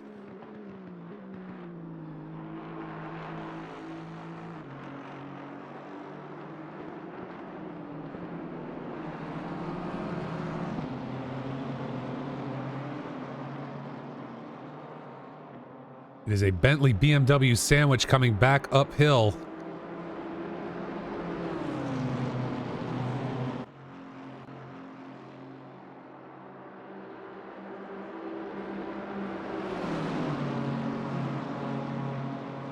How many times have we seen this play during this race today? Coming up into the chicane and not able to pull it off this time. A little bit of a lub tap right there from Andreas at Lewis Ricard. Andreas Borcher's able to take the position. Nothing too heinous, but certainly let him know he was there.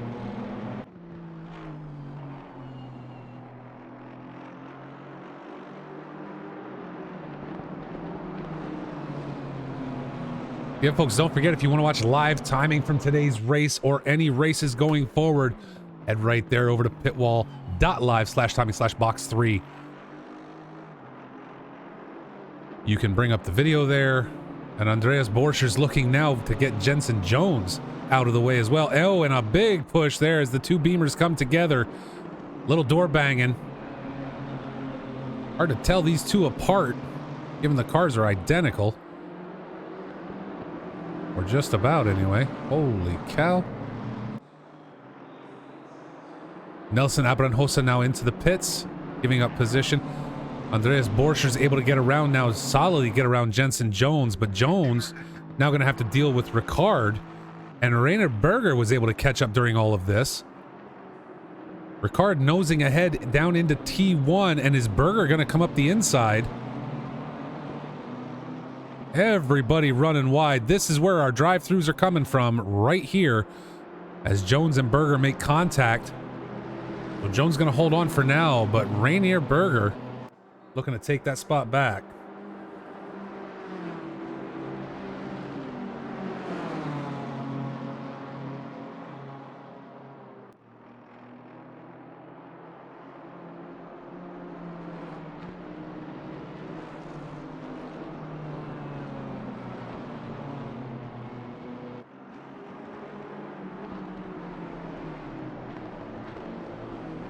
Josh Butler moving up into P12 as Nelson Abranjosa heads into the pits, now on his way back out.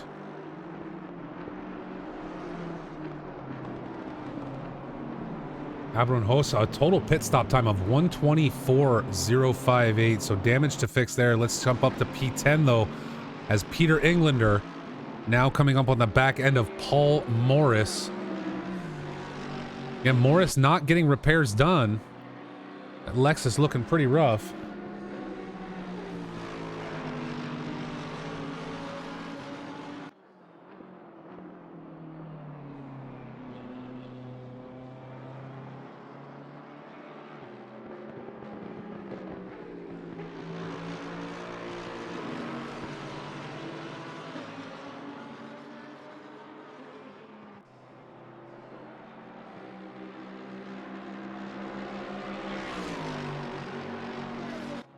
Pete Englander applying that pressure. We've watched Pete come from way in the back and move his way up through this field, and there he is, up into the top 10.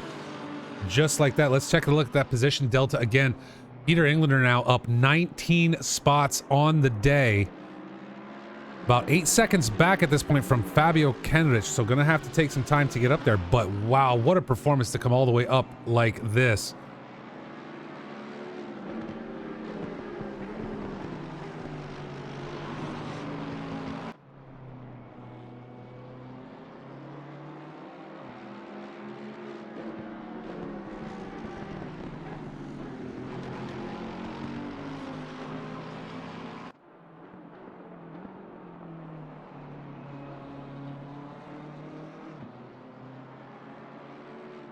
Tobias Gable now into the pits for his stop.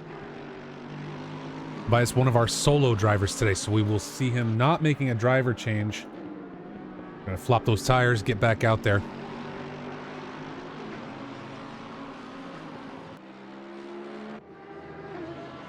Codromo now heads into the pits.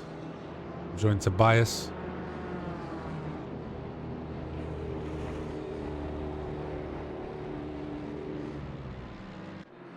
Chris Vickers comes out in the number 333. Aston Martin. Tobias Gable in the chat saying a bit of damage, pitting as early as safely possible. Excellent.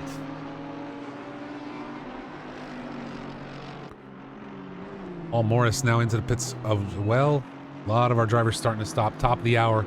Makes a lot of sense. Those tires are going to be wearing. Time to get in there. Joe Scher continues to lead. The gap now 21.6 seconds back to Kevin Blanchette in the Lexus. Kevin having a great run today.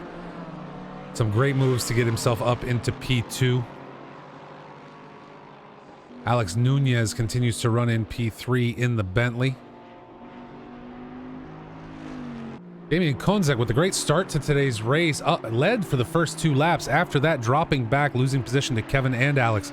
Now currently running in P4. Daniel Pickett in that, I want to say the Pink Pig Porsche, but it's only 1/3 Pink Pig Porsche today.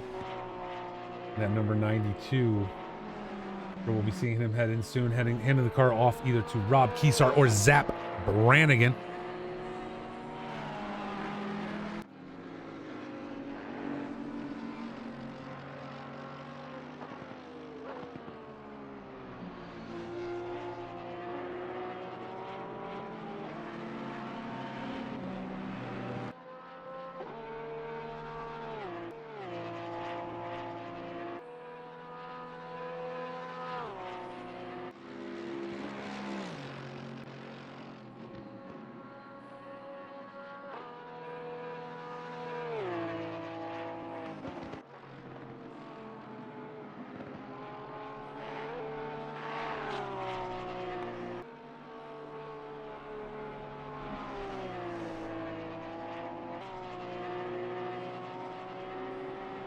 Fabio Kenrich now into the pits.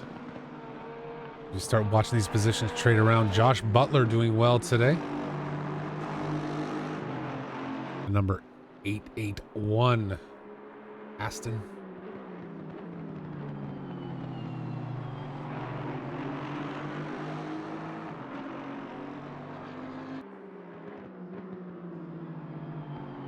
King's Meat Snacks livery. I love it. These guys are awesome.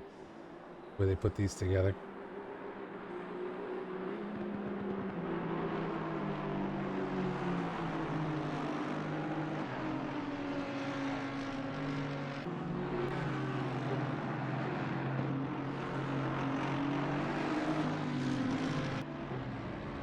Kevin Blanchette, Alex Nunez, both into the pits now, along with Damian Onzik. So all these guys coming in. Josh Butler in now. So Joe Scher staying out so far, as Blanchette, Nunez, and Konzik look to run their first pit stops, along with Daniel Pickett. Anthony Anderson now heading in. So all of our top drivers starting to come into the pits, except for Joe Scher. To this point, he's the only one who have not completed a pit stop.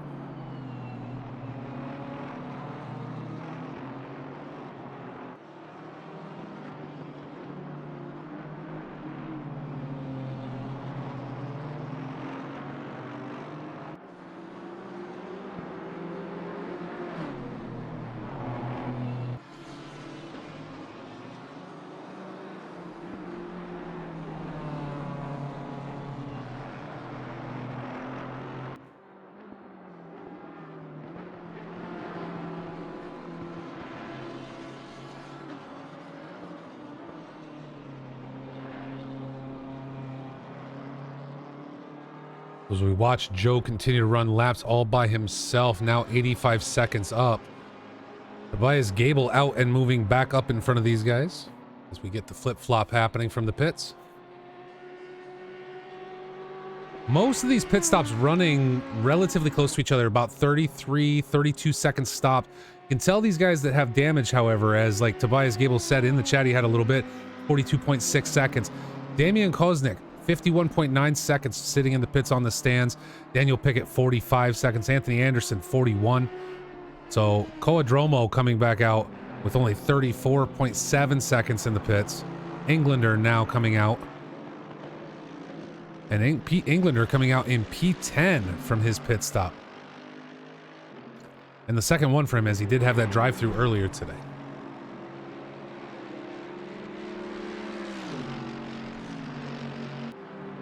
Jose Anguiano Hernan now into the pits.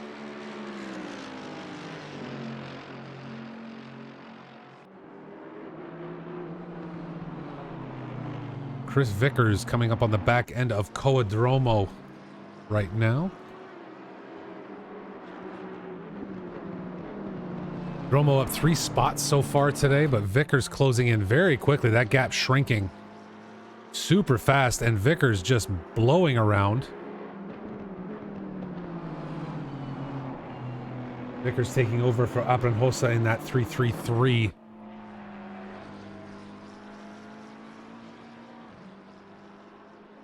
BMW.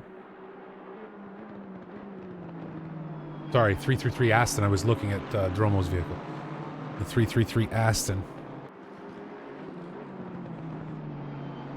Dromo's still showing a ton of damage as well. We have not seen him dive in recently, or chose not to fix that damage with only 34.7 seconds in the pits. It may be costing him now. Joe Scher is now into the pits. We will see who comes back out in that vehicle.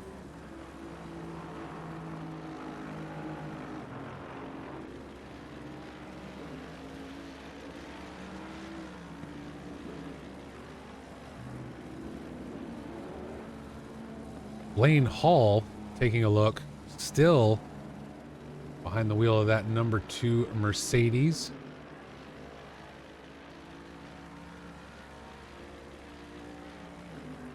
Nelson in the chat lost force feedback at the start, so couldn't push in the first stint.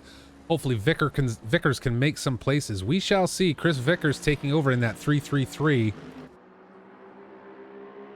Aston Martin. Zap Brannigan in the number 92 Porsche right now takes over from Daniel Pickett. Let's see who is out in the number 549 BMW here in just a minute. Patrick Kurz taking over in our race leaders car.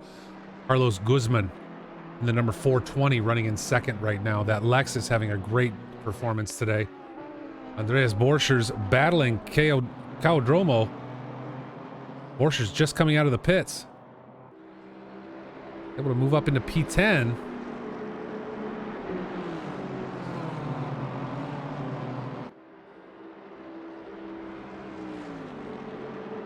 We're getting around Cao Dromo. Andreas Borchers now moving up one more spot after all that. Louis Ricard, how are you, sir? Welcome in.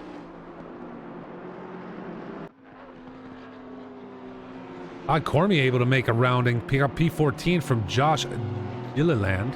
I'm going to guess it's Joshua Gilliland.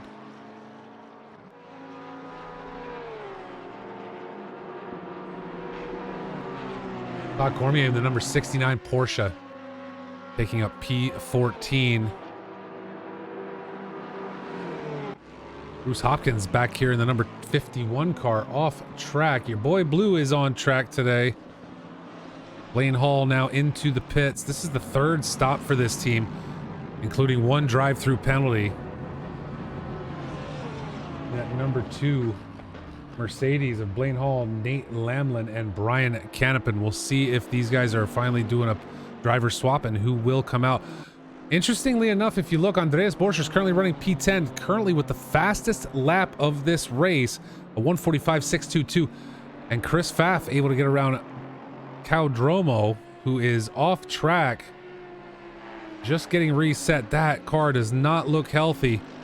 Micah Diego able to get around. Andreas Borchers is now back into the pits.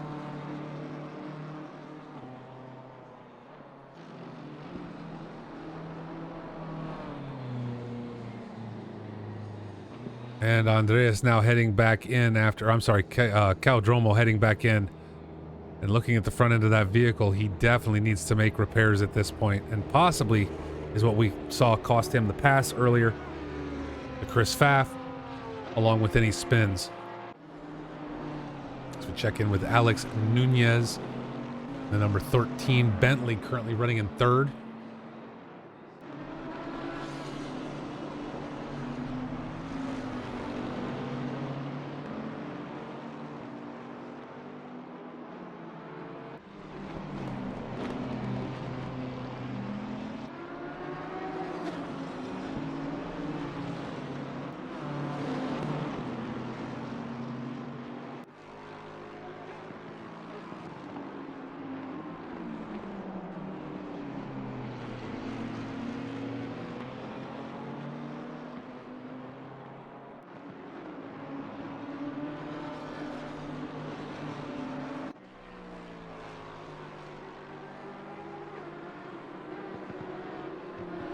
A good number of driver swaps already completed for all of our team drivers today. Vice Gable now running in 4th behind Alex Nunez. Good bit back, 16.6 seconds, a decent amount of time for Tobias to look to make up. Craig Townsend now driving the number 1 Audi in P5. As we said earlier, Zach Brannigan has taken over the triple liveried pink Brannigan pig gray whatever Porsche that is. I'm not even sure anymore. That is an amalgamation of fantastic right there. We will watch Zap's career with much interest. Oliver Williams and Richard Wallander battling now. Williams picking up P18.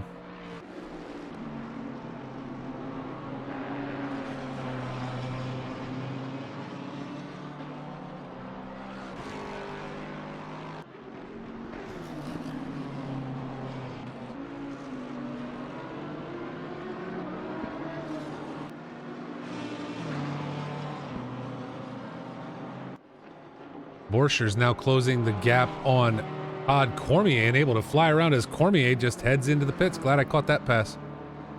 It's perfect. Andreas Borscher's back up into P13 after his last pit stop.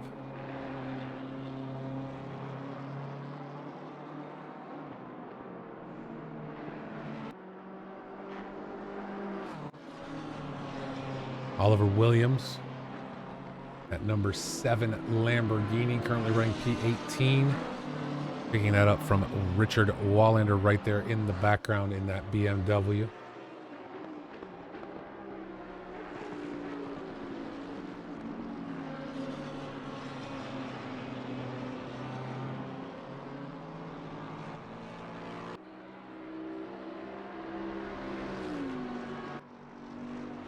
Check in with Carlos Guzman now.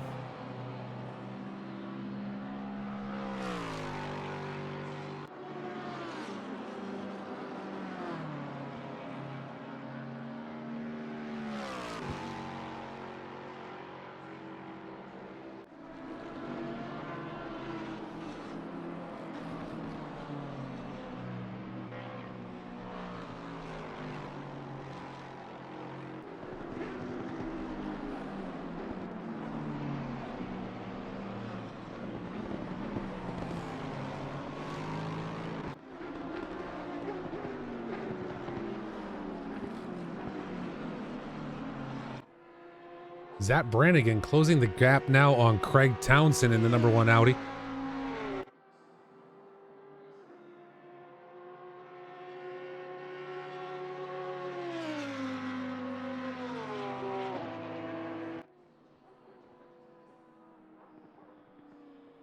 Listen, folks, it might be the end of July. Today might be July 31st. That means August is tomorrow. What's in August?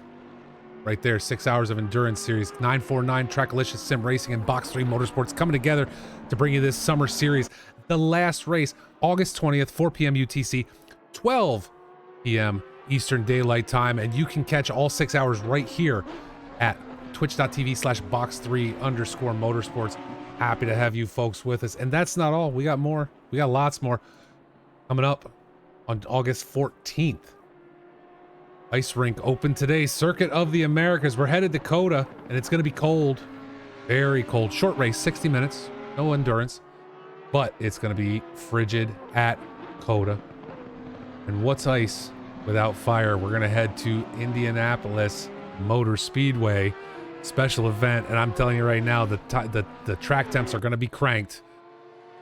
You're looking at, and special event rules, 1 dry tire set for the entire weekend. That means free practice, qual, and race. And if you need to change tires, you can only change to the wet set. And I highly doubt there will be rain. So keep coming back for all that. You can watch all of those events right here at Box3 Motorsports. Oliver Williams now getting around your boy Blue just like that. Blue just letting him waltz right through that gap, leaving the door wide open. Bentley trying to keep up down the straight, but not going to handle it. Oliver Williams picking up P16 right there. as we can continue to keep an eye on the gaps up front. Zap Brannigan, was within 3 seconds. Or I'm sorry, 1 second of Craig Townsend, but now getting spun. Anthony Anderson off track. Looks like he got around Zap, though Zap now into 7th. The gap up front is closing as well between Carlos Guzman and Alex Nunez, so we may have a play here very soon for P2. Zap Brannigan now looking out. Chris Vickers blowing around Zap Brannigan as if he's not there. 2 spots lost to a spin just like that.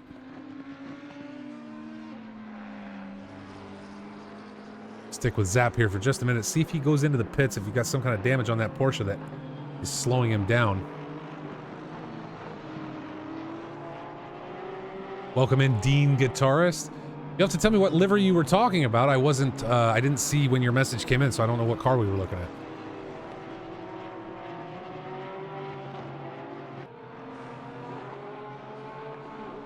Get up here now. Carlos Guzman under pressure from Alex Nunez. He closed that gap very quickly.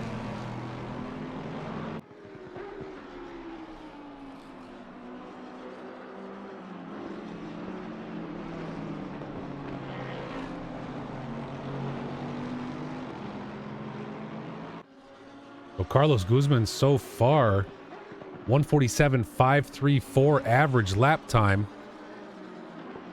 Yeah, well, this is why right here, folks, and this is why I love using pit wall now. Alex Nunez. So as we said, Carlos Guzman, during the course of the 7 laps of this stint, 147.534 average lap time. Nunez, however, Alex Nunez coming in with a 145.816. So, I mean, what? 2 seconds faster than Guzman? It's no wonder Alex Nunez is now running in 2nd place. Still 30 seconds to catch Patrick Kurz up front. But closed that gap very quickly and able to get around. Just looking, both their pit stops about 110, 112. So right, very close, very similar there. They're going to come out together, but Alex Nunez with a much faster pace. Carlos Guzman's fastest lap, a 146.6. Nunez a 145.2 during the course of this stint.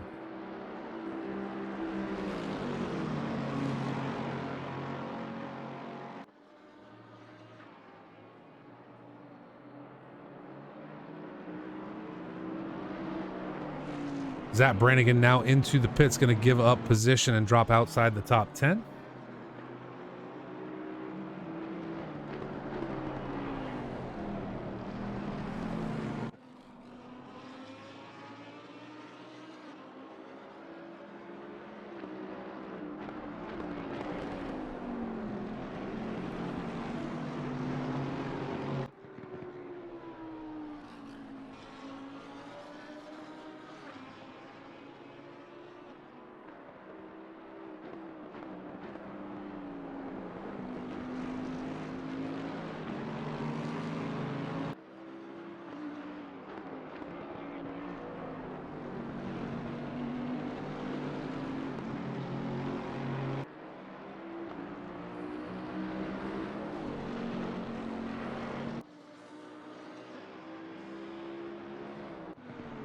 Come back and take a look at Anthony Anderson, currently running P6. Vickers in the number 333 Aston, looking to close in slowly.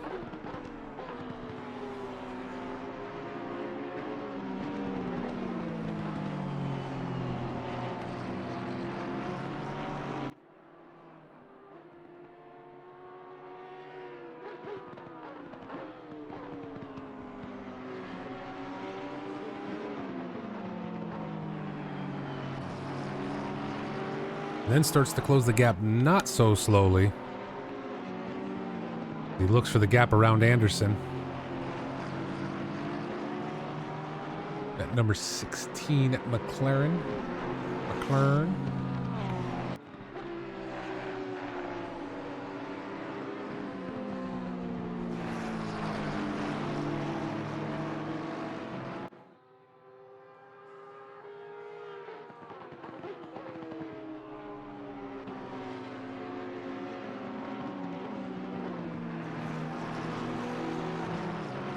Again, big thank yous to all the new followers today of here at Box3 Motorsports. A new fastest lap right there. Borchers beating his own record, 1:44.805.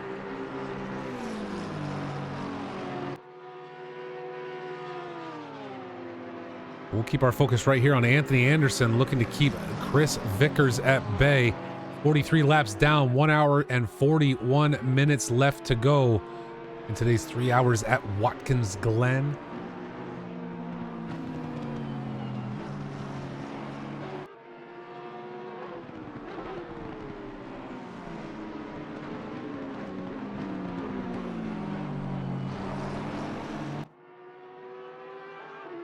Vickers pushing hard on Anderson.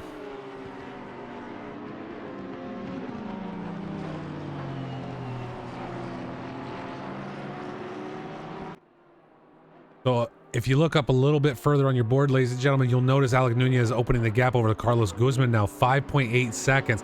Shows you the pace difference between these two.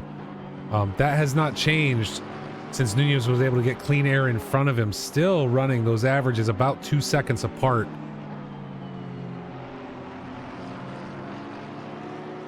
As Vickers looks for his opportunity against Anderson.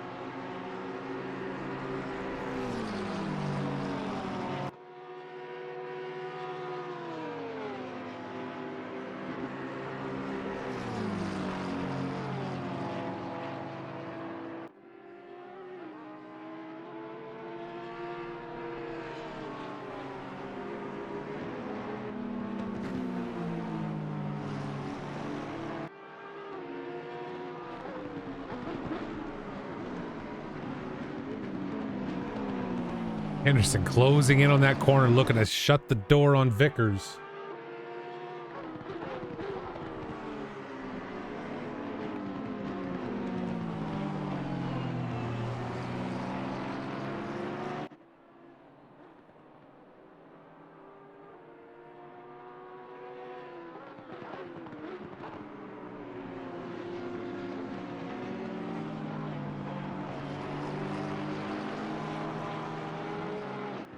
Anderson doing a great job so far, keeping him at bay. Not really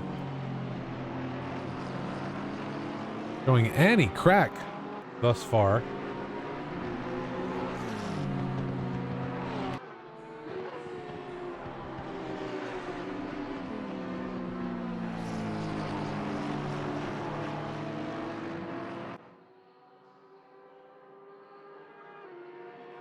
And again, folks, I will be right back.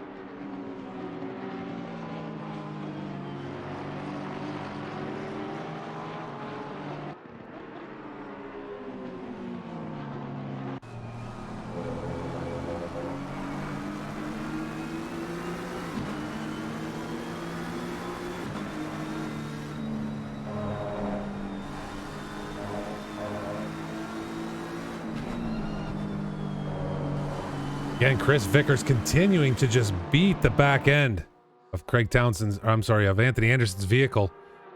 Running it hard. Now, Anthony Anderson, Vickers getting ahead for just a split second, not quite long enough. And Zap Brannigan gonna get involved back here. Not running for the position, but certainly looking to jump into the fray and make up some. Down a lap from these guys, so he's gonna want to get up there.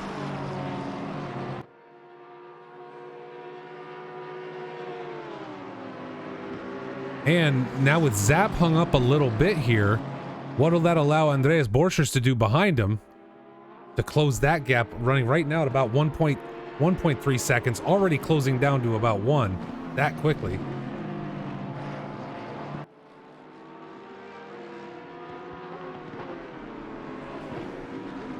Yeah, Borchers with that fastest lap today. You can't deny him. He's the only one that's running the 144s, even over Patrick Kerr's and Cher up front earlier. So now Borchers is there. Zap looking to get around these two. The drivers of Anthony Anderson and Chris Vickers not able to do so. That's allowed Borchers to close this gap up. And now Zap has to play defense as well as looking for a gap to see if there's any opportunity to get around these guys. And the bad part is, I mean, really, you could say Anderson and Vickers maybe should give him a gap and let him through, but at the same time, they're not going to be blue flagged. He's behind them. He's P11. He's down a lap.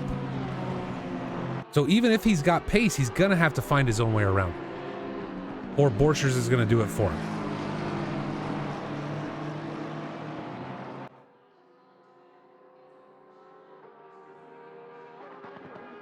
And here we go. Borchers able to get ahead of Zap Brannigan right there.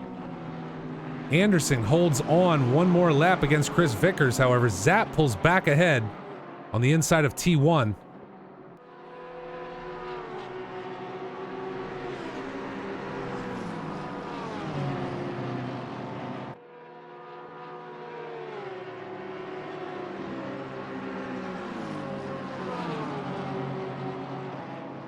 Just a quick look here. Zap Brannigan right now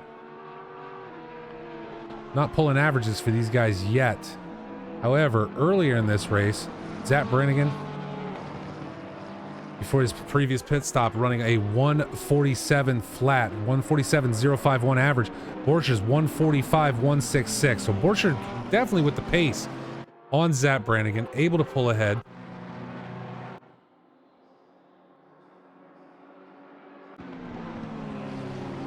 Anderson and Vickers now spread right out. Contact made between them as Coadromo gets around Jose Anguiano Hernan, P13. And now Joshua Gillian and Richard Wallander come together. Gilliland in the 881. Aston.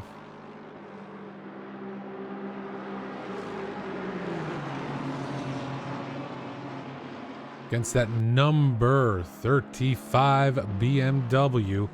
Nate Lamlin pulling ahead of Oliver Williams back here. A lot of action in the back third of this race right now. There we see the Lexus of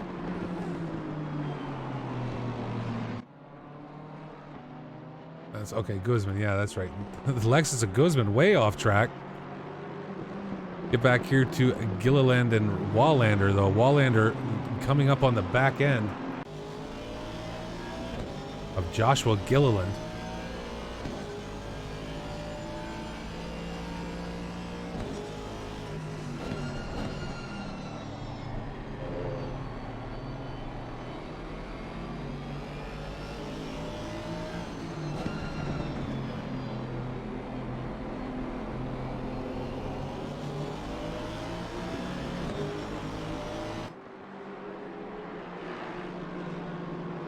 Andreas Borchers into the pits again. This will be his third stop today.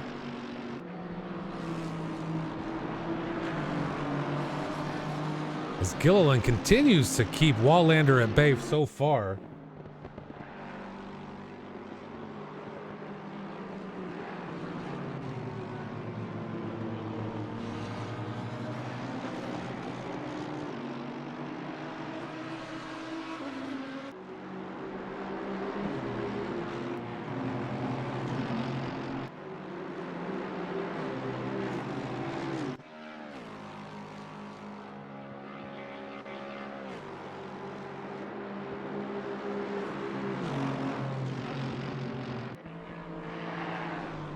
Oh, and we've got to play for P6. Craig Townsend and Chris Vickers coming back together.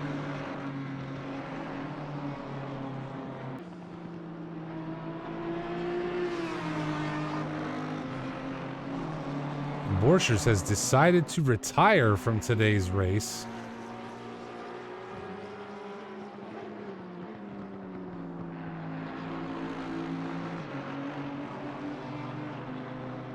Nate Lamlin able to get around Joshua Gilliland back there for P15.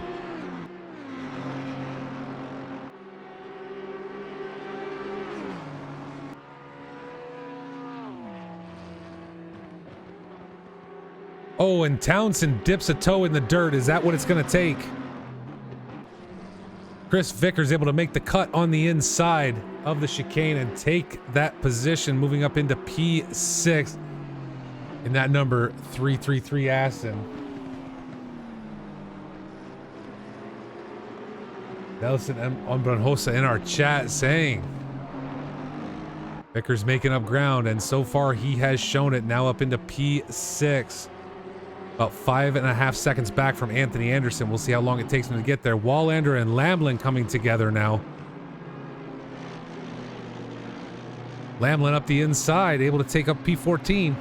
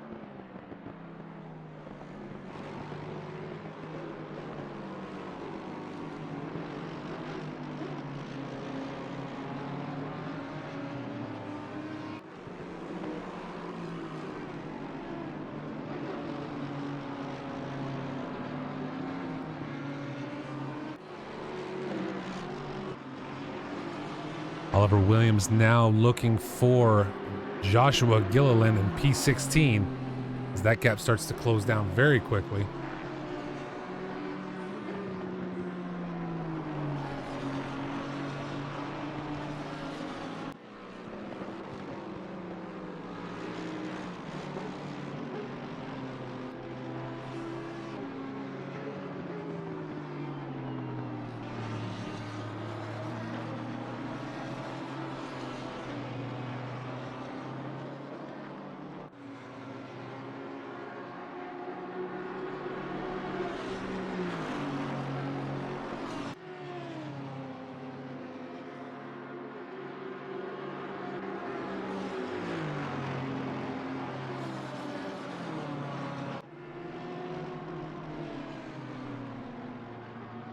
Just to wrap up, review a little bit here just about to the halfway mark of today's 3-hour race. Patrick Kurz continues to lead.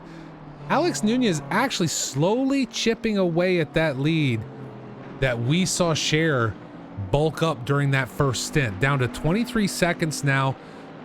That was a lot higher. We were up to around 30 seconds at one point, so certainly trying to bring it down.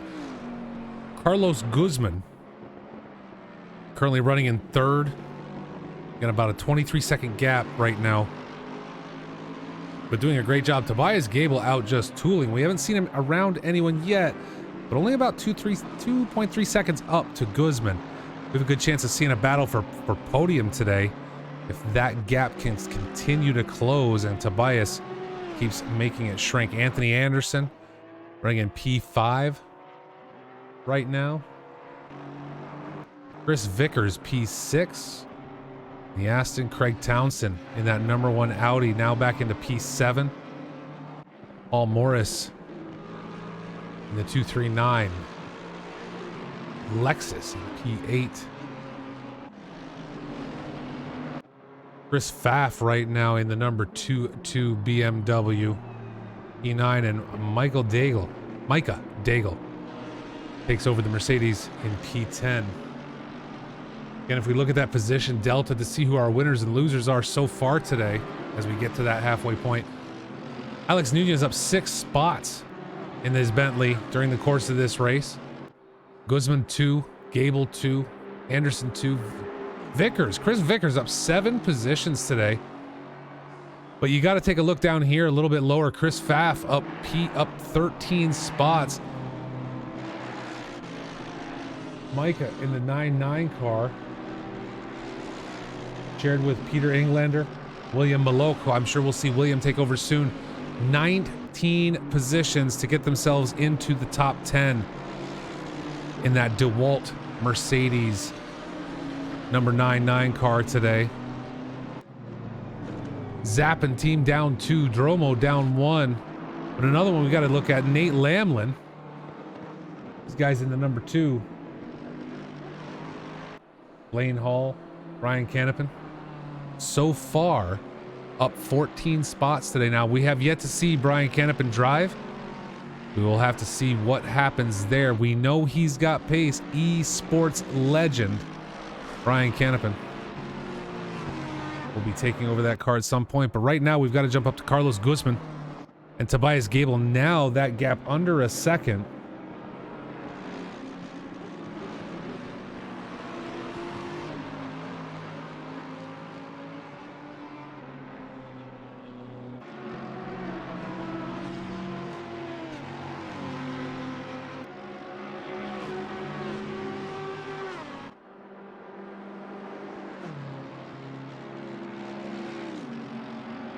Tobias very stable throughout the course of this race.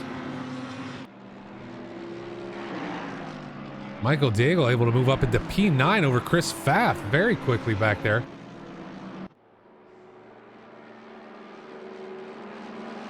Yeah, we just talked about that 9-9 Mercedes. Again, Daigle making a great show of it. Peter Englander really jumped these guys. William Malok we have yet to see drive, but I'm sure it's coming. This gap has closed up even further, so let's take a look. Carlos Guzman under pressure from Tobias Gable.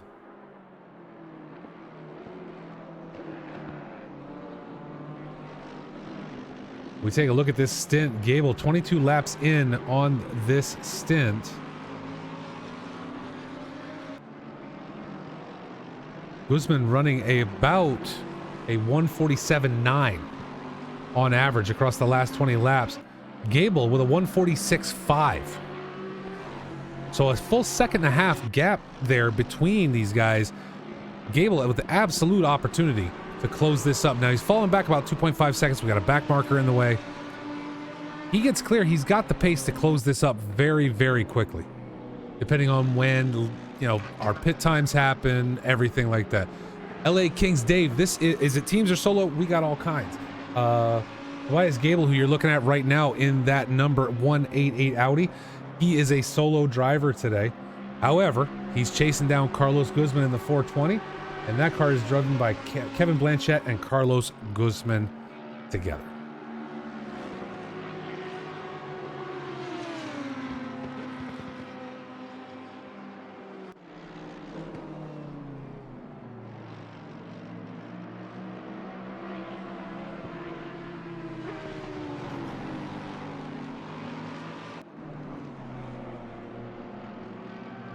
Palm Tree in the chat. How has the race been so far?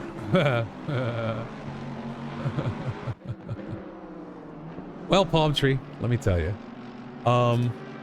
It actually wasn't horrible, except in lap 2, someone got spun. We're going to go back and review it at the end of the race. We're going to go into the replay. I want to look and see what happened to Retro Coffin, because I don't know if he got tapped, don't know if he got touched, don't know if there was contact, but there was a slide and a spin going into the uphill section of Sector 1. He got sideways, then he got backwards. And listen, from what I remember seeing at this point now, an hour and 40 minutes later, he did what he was supposed to do. He got shut down, he held the brakes, he stopped, and he waited. And then folks didn't listen to the fact that there was a yellow flag, and they came blowing up the hill. and 11 cars later in the pits, the race continued. So that's what happened today. Your boy Blue closing in on P17 at Bruce Hopkins. We'll keep an eye back there, but right now Tobias Gable's making another run on this Lexus of Carlos Guzman. Guzman going way wide, giving TG the opportunity to shoot up the inside, headed uphill. And there it is, able to make the play.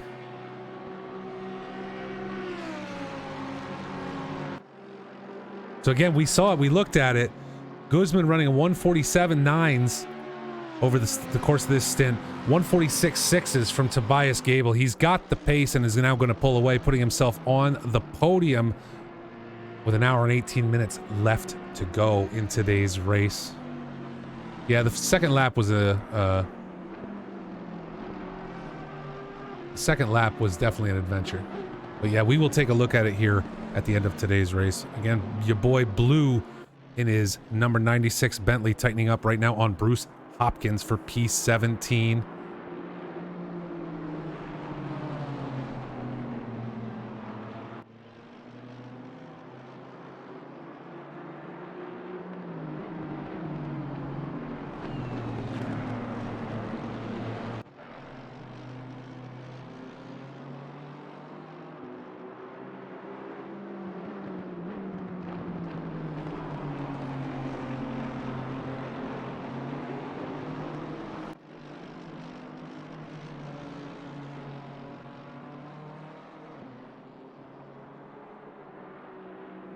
You're not wrong, Nelson. I've been watching that gap down to about 2 seconds right now.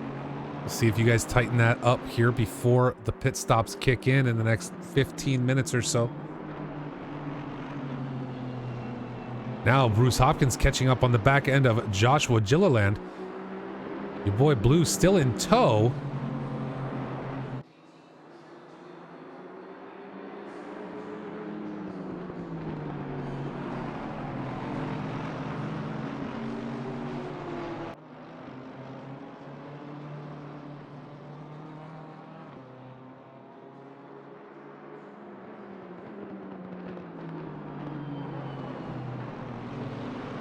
Hopkins holding on so far, but again, we've seen this again. We just saw it a lap ago. That inside line is definitely the one to have, as Blue is able to get around, take up P17 from Bruce Hopkins.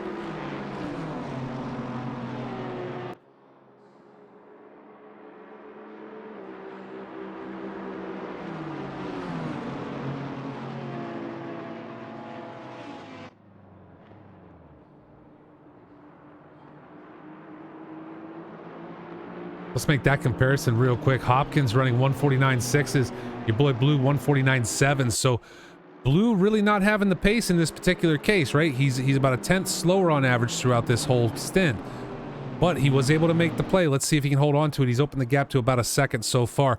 Caldromo now under pressure from Jose Anguiano Hernan. Anguiano. I got it. Anguiano.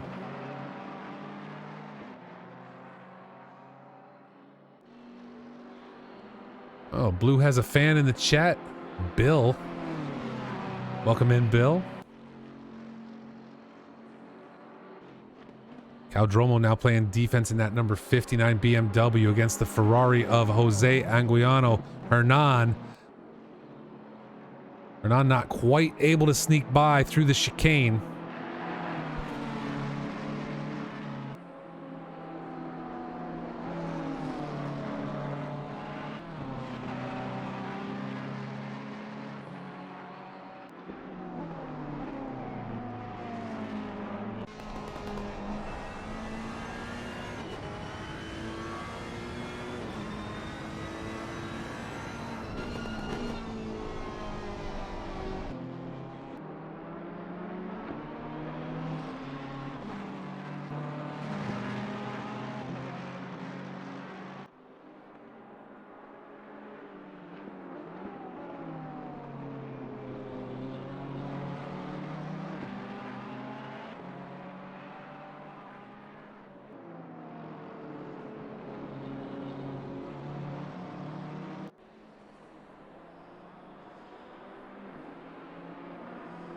Take a look now at Caldromo Dromo running,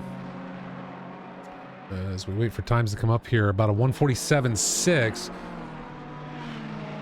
Hernan running a 148.1. So Dromo has the pace here, but Hernan able to close it up a little bit. We'll see if he brings that back in. It's now starting to spread again. So maybe Dromo taking it a little more seriously, going to pick up the pace a bit and hold on. Andreas, thank you so much. Have a great night, sir. Palm Tree, what lap times are people doing? We'll tell you what you do, Palm Tree. You can go right there, sir. Hit that link right there, and you can get live timing for this race.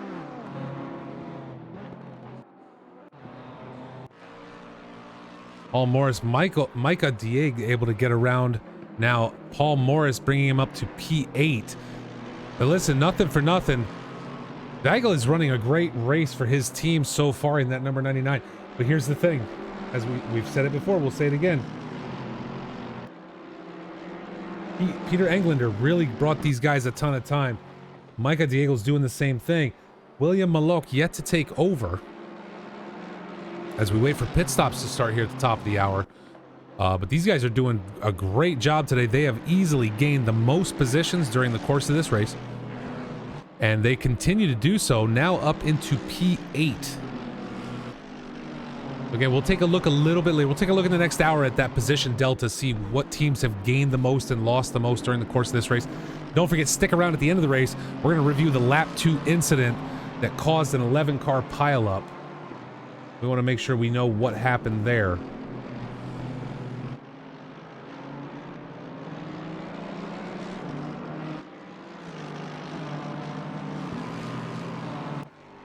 We will review that at the end of today's race. I will tell you what I'm going to do is take another quick step away, ladies and gentlemen. I've got to take a quick break, take care of some stuff. I'm going to leave you on autopilot as we watch Faf pick up position and move into P9. Doing very well today. This team as well is doing a great job. Anthony Anderson and Chris Vickers coming together. Maybe we won't step away. Vickers closing in on Anderson. Hernan picking up P12 over Dromo in the back.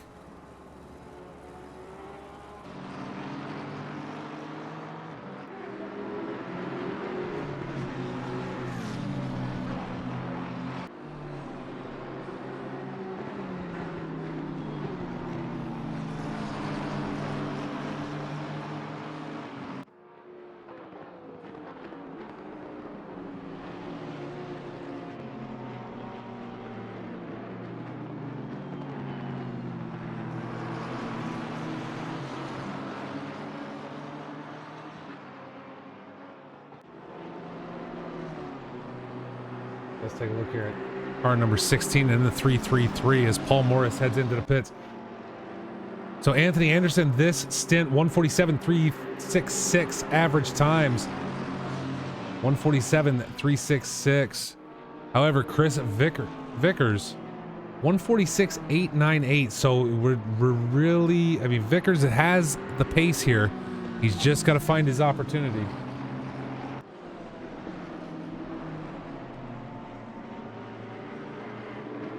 And should be able to pick this up as, again, Paul Morris is into the pits, dropping position quickly to Hernan and Dromo.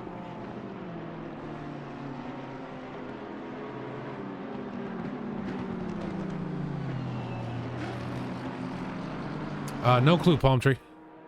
No idea if he's got damage. Doesn't look that beat up if we're talking about just the look. I mean, maybe a little scuff in the front, but nothing horrid. I'm not seeing a hood lift or anything like that, so he should be all right.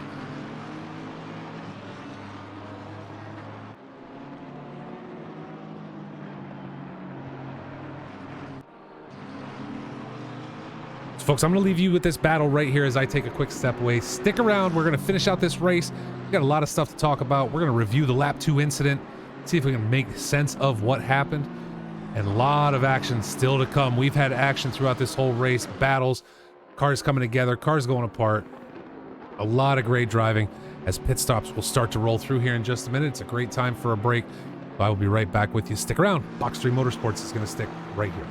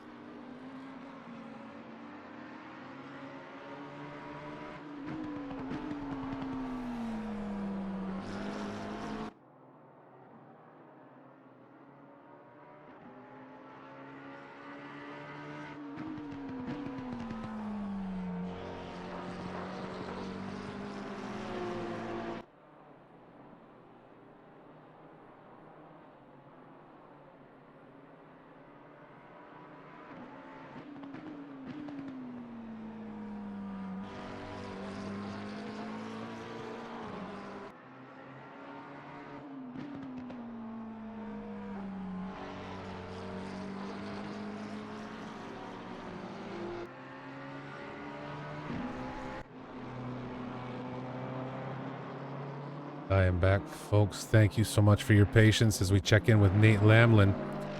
Jose Hernan closing in at this point.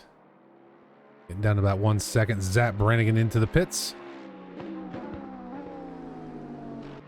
Paul Norris having some trouble. Oliver Williams able to get around for P17.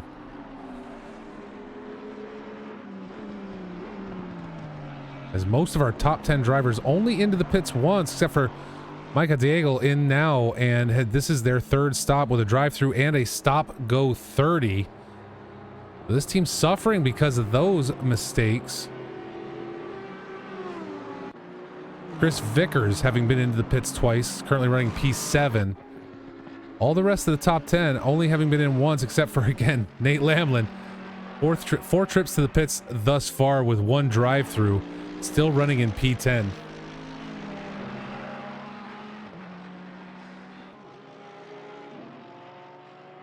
Nelson in the chat saying they're pitting for the undercut.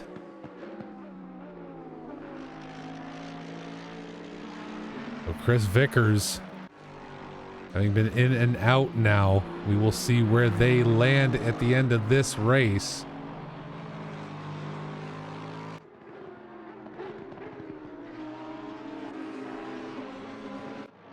The number 99 car now, William Malot taking over. We've seen the pace of Peter Englander, Micah Diego before. Now our first chance to see William in the car. See how well he can do with the rest of this. But that team has done fantastic today. Just about 1 hour left to go in this 3-hour event.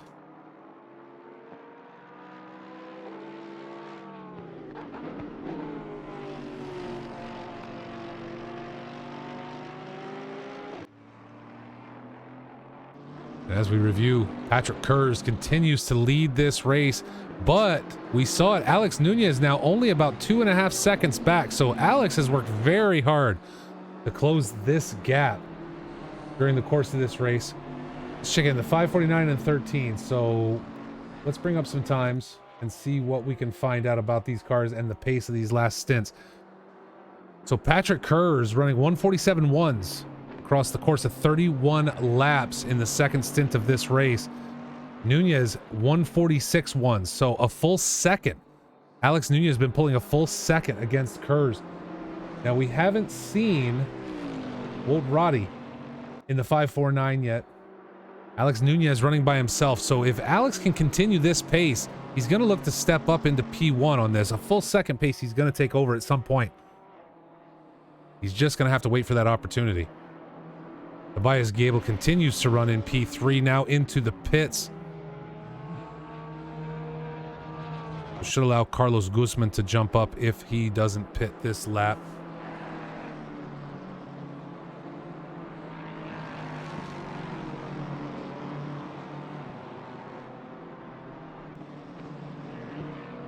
Craig Townsend now heading into the pits. Chris Vickers picking up P6.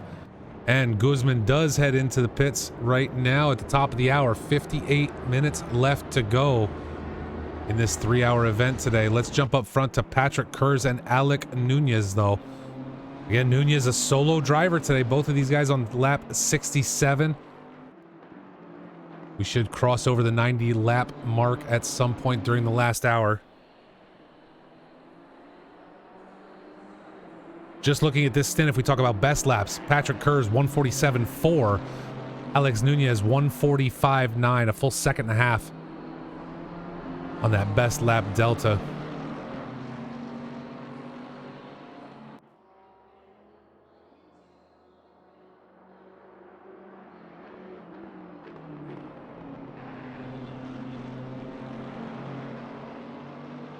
Now the other point here too, pit stop wise,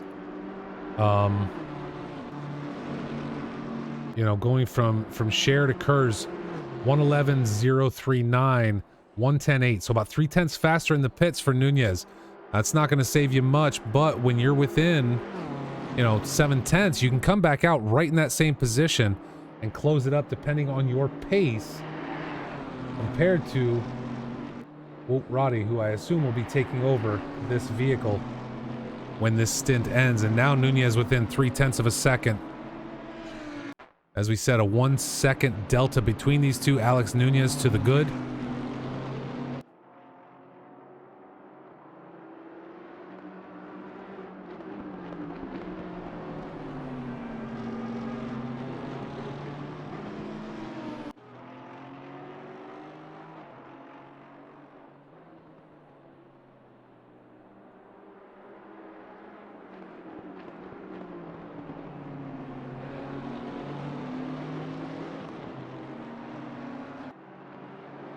Now, what I find curious here is both these guys have got they're going to have to pit again, right?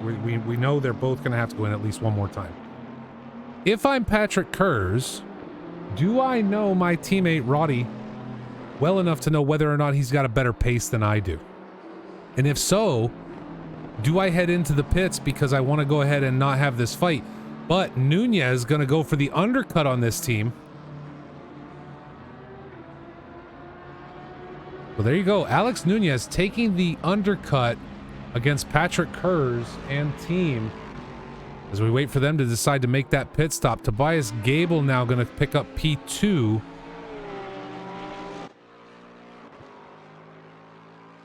Tobias already into the pits this hour. Oh no, I'm sorry. Tobias Gable down a lap.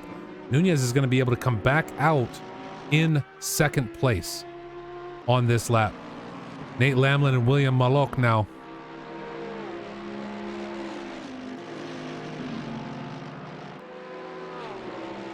So this was the big question, right? Does Malok have the pace of Englander and Daigle?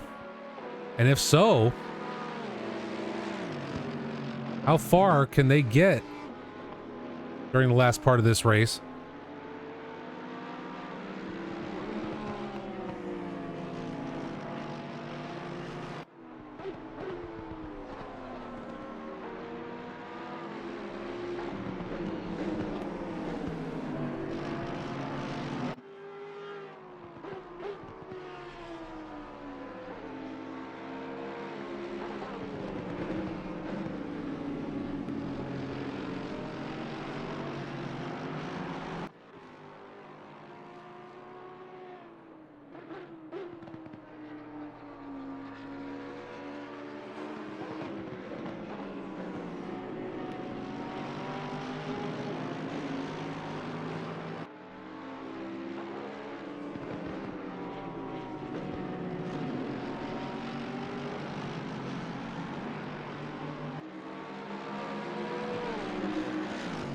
And Malok, that number 99 Mercedes, has been chasing people down one after another today. This whole team, again, Englander, Daigle, have just worked real hard. Flop them out real quick. Just to see here, number 9 and number 2.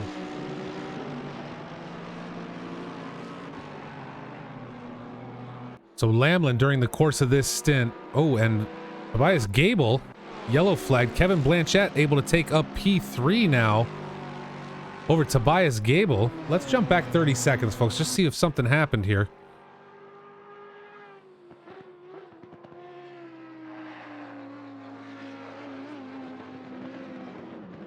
Tobias Gable sending himself off into the wall through T1. Allowing Kevin Blanchett to take up P3. And there it is. It just happened. Oh, Alex Nunez is... That's why. Patrick Kurz into the pits. Sorry. Thought we missed it. But Patrick Kurz into the pits. Now headed back out. Alex Nunez taking up P1 with a 5.9 second gap. Back to Team Kurz in the 549. However... It hasn't updated on screen yet, but Walt Rohde should be in that vehicle once we cross the Sector 1 line. And your screen will update with that. And there it is, Walt Rohde taking over in the 549 BMW. But Alex Nunez right now in the number 13 Bentley leading this race into the last hour. But we were looking at, Nate Lamlin and... Michael Daigle in the last stint, really, because now Lamlin's still driving, but Daigle has come out of the car, and William Malok taking over. So Lamlin during his stint, 146.4s for average, 147.3s for Diego. So really, I mean, I know Maloka's taken over, but what's his pace and what are we going to see from him? So far, 148.1, but that's only across 5 laps. So are they really going to be able to close this gap on Lamlin in that number 2 Mercedes with Blaine Hall and Brian Canopin as partners? Lamlin should be heading in soon, allowing Brian Canopin to take over, and Tobias Gable now suffering as he heads into the pits after that spin we saw coming out of T1. Definitely going to hurt his chances of where he lands in the course of the finish of this race with just 51.5 minutes left to go.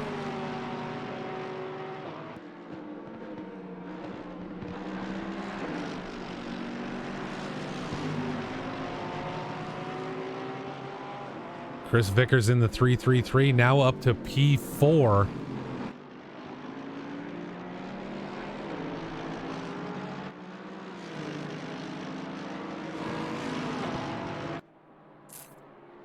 Oh, you got a tap. Okay, I didn't realize you had gotten a tap. I missed that part as I was trying to bring up other numbers. So that is unfortunate, especially against the back marker. That's kind of saddening, actually.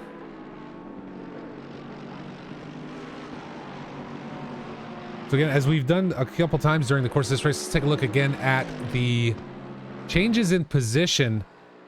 You know, Vickers and team not the only ones having a good race today. Vickers currently running P4, up 9 spots. But let's take a look at Nate Lamlin and William Malok. Both these guys, now Lamlin dropping back as he heads into the pits, but William Malok, these guys are up 22 spots during the course of this race. That is insane. And even Lamlin now into the pits, making their 4th stop today. I think maybe 5th at this point. Up 18 positions so far, depending on what they drop here. Let's take a look a little further back, though. These guys running in the back. Seth Moreno up 17 positions during the course of today's race in that number 69 Porsche. Todd Cormier, Seth Moreno running together. Those guys have had a great race throughout the course of this. Alex Nunez up 7 places as our current race leader. So many drivers having a great race today, and we'll see what those numbers look like at the very end of this.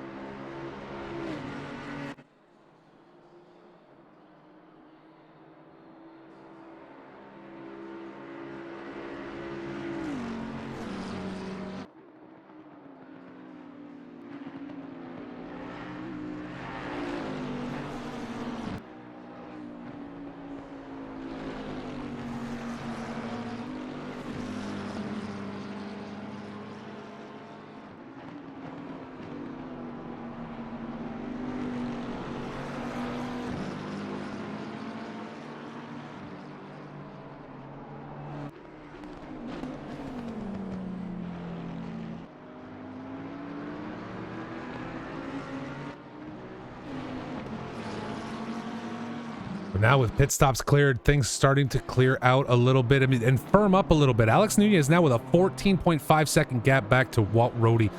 Roddy. More than likely. Michael D is pit wall. Sorry, exclamation point pit wall in the chat will get you to the live timing for today's race. So Walt Roddy now 14 seconds off pace, but Kevin Blanchett currently sitting in 3rd. These guys again, I mean, we talk about that 420 Lexus. Blanchett and Guzman, they're having a great race today. Currently sitting on a podium with a 20-second gap back to Chris Vickers. Now, if you listen to Nelson in our chat, Nelson's saying Vickers is going to get there. We shall see. We shall see, but there's not a lot of race left with 48 minutes in order for them to catch up and close a 20-second gap up to Blanchett. In fact, let's take a look. Number 420 and number 433. Let's just compare some average lap times real quick and see what we come up with here. Here we go. 333 and 420. So, Chris Vickers running across. Let's see. I just got to wait for him to populate here. 5 laps. Only 5 laps for Blanchett, though, taking over from Guzman. So Kevin Blanchett running a 146.079. Vickers with a 146.775 across his 8 laps. Now, that tells me Vickers is not catching Blanchette in the 47 minutes we have left to go, right? It's just not going to happen. But does that mean it can't happen? Nah, maybe Vickers tightens some things down, but thus far, we're not seeing it. Blanchette pitting later, but holding on to P3 with that 146 flat. I mean, 7/10 off. 7/10 a lap is going to open that gap rather quickly. Chris Pfaff currently running in 8th. Damian Konzik back in that number 1 Audi today for this last stint here at Watkins Glen.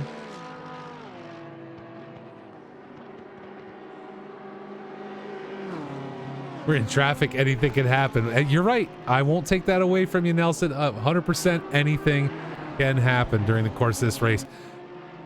We got to keep an eye on Chris Pfaff here right now as Damian Konzik is closing the gap quickly. Let's get further back. Stephen Dunn and Seth Moreno coming together for P16 right now.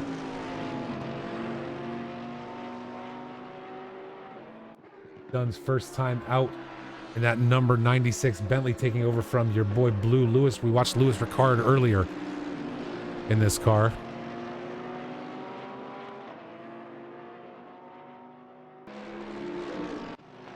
Up and back up though.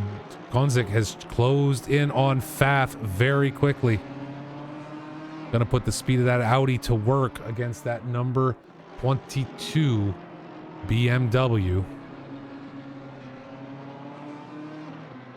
He's got the inside line right here. Is he able to hold on to this corner? And there it is. Konzik able to pick up P8. It's actually kind of, I mean, look, it's great to see him make a nice clean pass, get ahead of Pfaff.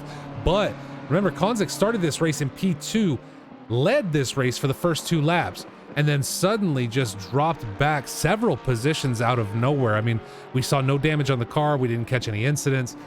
But yeah, so we shall see if he's able to keep moving his way up. Kevin Blanchette showing contact, but by himself. Still running 21.6 seconds ahead of Chris Vickers. Check back on Rob Keesar, now in the number 92 Porsche, taking over from Zap Brannigan.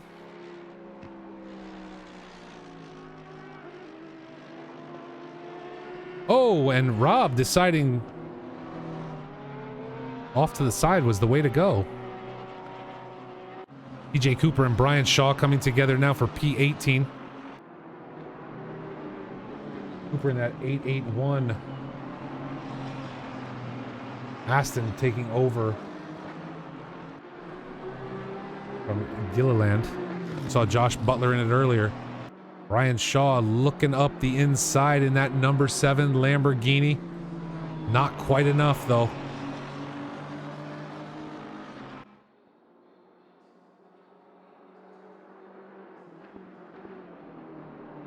Seth Moreno now heading into the pits. And there's Shaw getting around very smoothly and through T1 on TJ Cooper. Paul Morris gaining P19 after the Seth Moreno pit stop.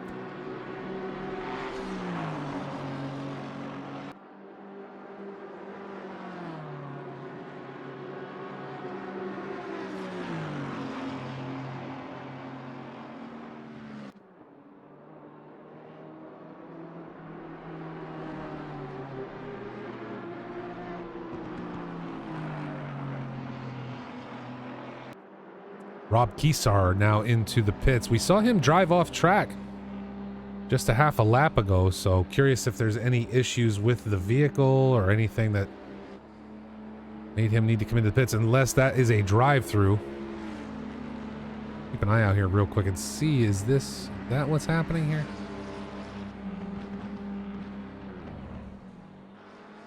No. Well, maybe a stop go.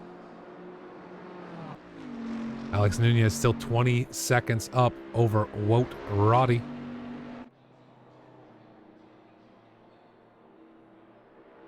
This is Nunez's race to lose at this point. I think we looked at it earlier, but we'll take a look again.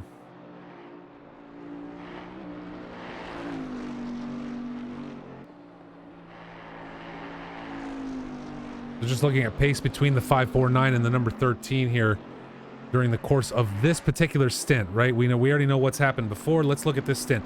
Nunez running 145.9s on average across the last 7 laps. Across the last 6 laps, Roddy with 147.7s. So a second and a half gap there says Nunez is going to run away with this, provided there are no mistakes, anything like that. Max, thank you so much, sir. Stick around if you can. If you got to go, thank you for being here. Love you. Hope you come back for the next race. And yes, we will be back very soon. Now here's where things get interesting, and they are a ways back. Don't misunderstand, okay? But Brian Canopin, esports legend Brian Canopin, has taken over in that number 2 Mercedes AMG, and they are currently sitting P10 now, 50 seconds back. But we know Brian has pace. How much can he do in 41 minutes? That's hard to say. But definitely going to see some wicked driving here, so we will have to keep an eye on it.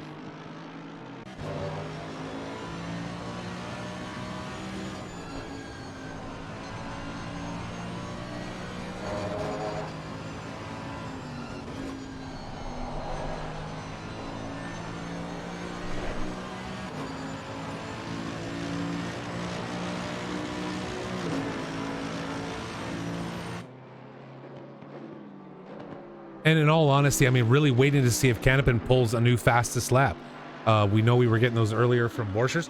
Borchers decided to retire from this race. We'll have to see if Brian Canopin is able to pull a new fastest lap. So far, his fastest, a 1:45.202.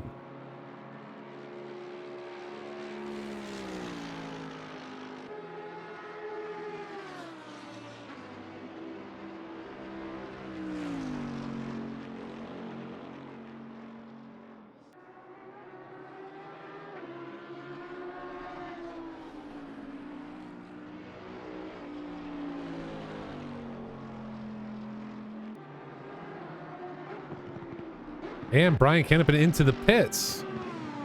Just like that. So that's not going to work out for that team as Jose Hernan is able to get around. Someone's using the underground shortcut. Yeah, they were.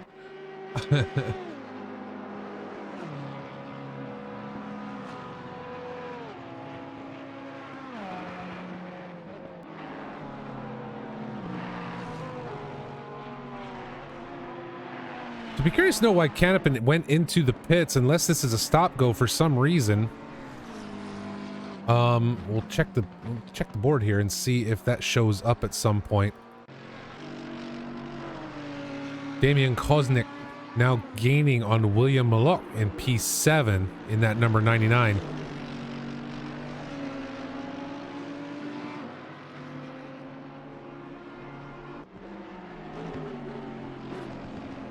Peter LaFrance now able to take up P13 around Brian Canopin, still sitting in the pits.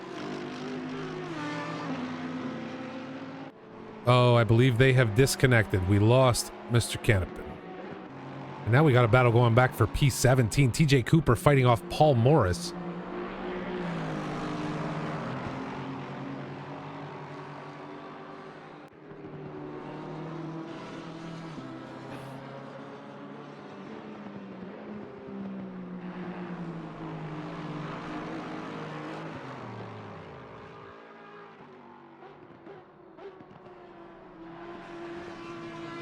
Oh no. And Cooper into the wall. Wow. Sorry, I had actually looked away for a moment checking on something.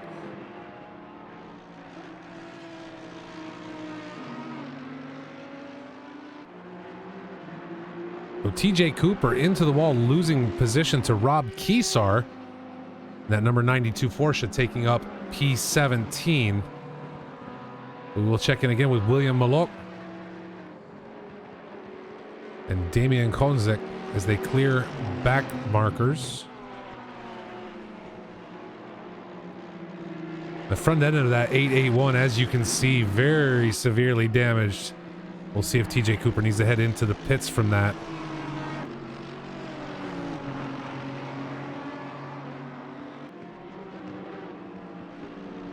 The 549 car is 2 seconds slower than P3 and us at the moment.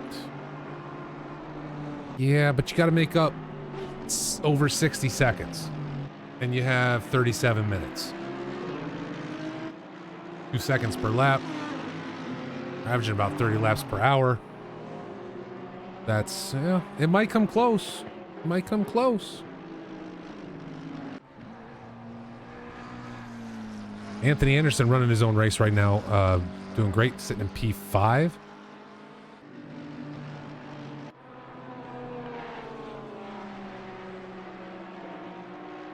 That number 1 Audi of Damian Konzik now giving business to William Maloch in the number 99 AMG.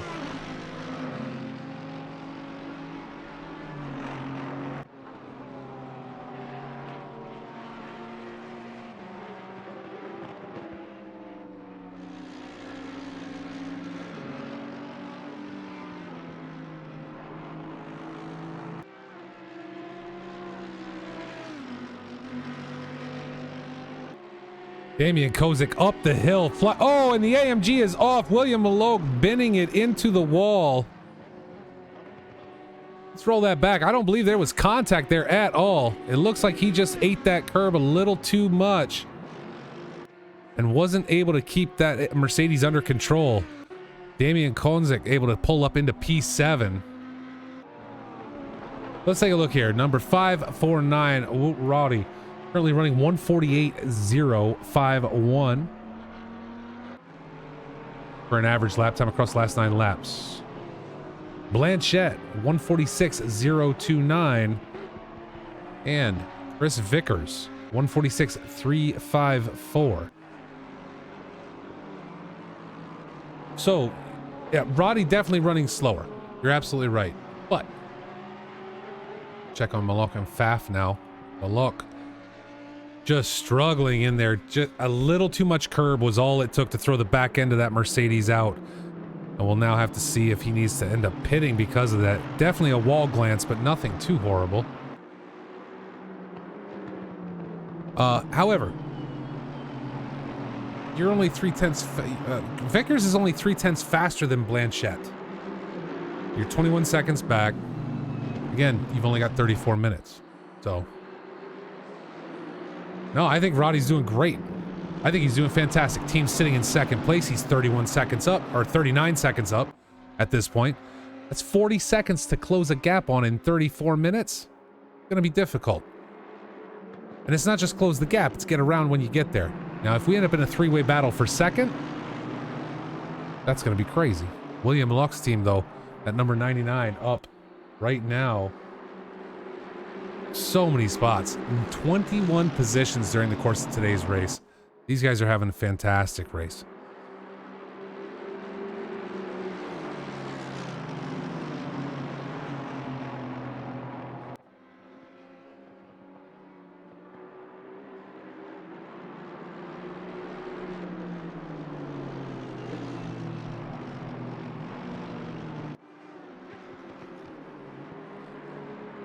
Uh-oh, but Roddy now off track and sitting sideways, stuck and waiting for a clear space right between the walls and gonna, oh no.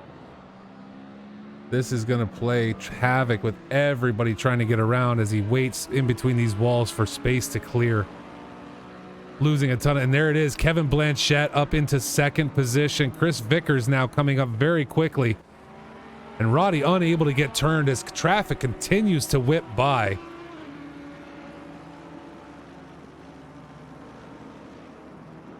He gets himself finally spun, but the front of that car is just damaged. And now Chris Vickers only 2 seconds off his pace. Roddy's going to have to head into the pits from this. Decides to stay out, but that car is a warbling. Nelson, I'm just happy you're the one this week. There's one every week, by the way. Every broadcast, there's one. And this week, it's you. And you're my favorite. Thank you. So Roddy, knowing what's going on, goes way wide. Chris Vickers able to pick up P3. And now the question becomes, can he catch Kevin Blanchette? 22.6 second gap and 32 minutes left to go in this race.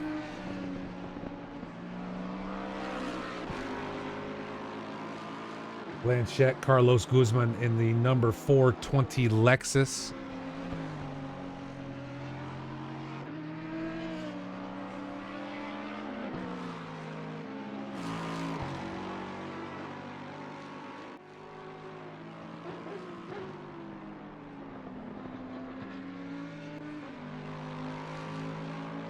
By the way, thank you again to all the new followers today. You guys are fantastic. Make sure you keep coming back. We're going to talk about what's coming up here at Box3 Motorsports in just a few moments as we check in on William Maloch and Chris Pfaff. About 7/10 back there for P8.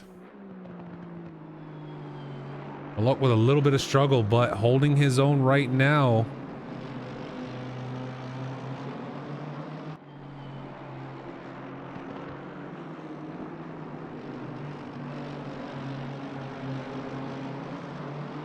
So let's take a look now between the number 420 and the number 333. Let's get 549 out of there. We take a look. Blanchette has been running. Let's see here. So Blanchette's been running 146.016 average lap times throughout the course of this stint. Roddy into the pits now after that accident. The 146.016. Vic is running a 146.415. So again, Vicker's about 0.3 off the pace. So at this point, Blanchette has no reason to be concerned. He needs to keep driving his race. Vicker's sitting in third. Can certainly claim a podium today. Absolutely. And a great run. But looks like Kevin Blanchette will be holding on to P2 throughout the course of this race. Maloch now under intense pressure from Chris Pfaff in that number 22 BMW.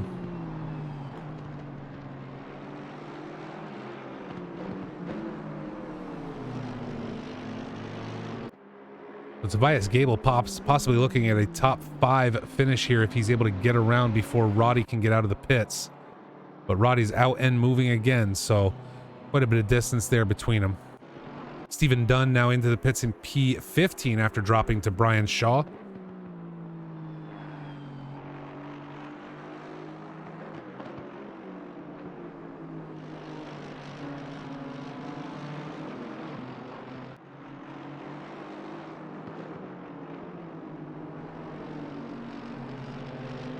Minutes left to go. It's 3 hours at Watkins Glen.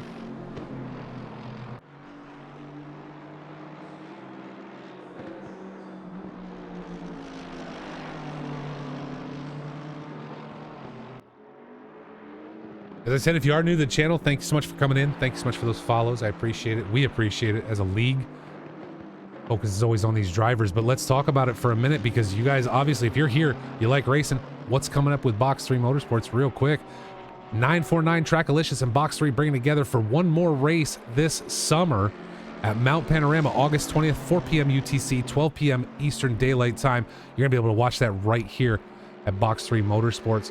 I love Mount Panorama. 6 hours of endurance racing. It's going to be fantastic.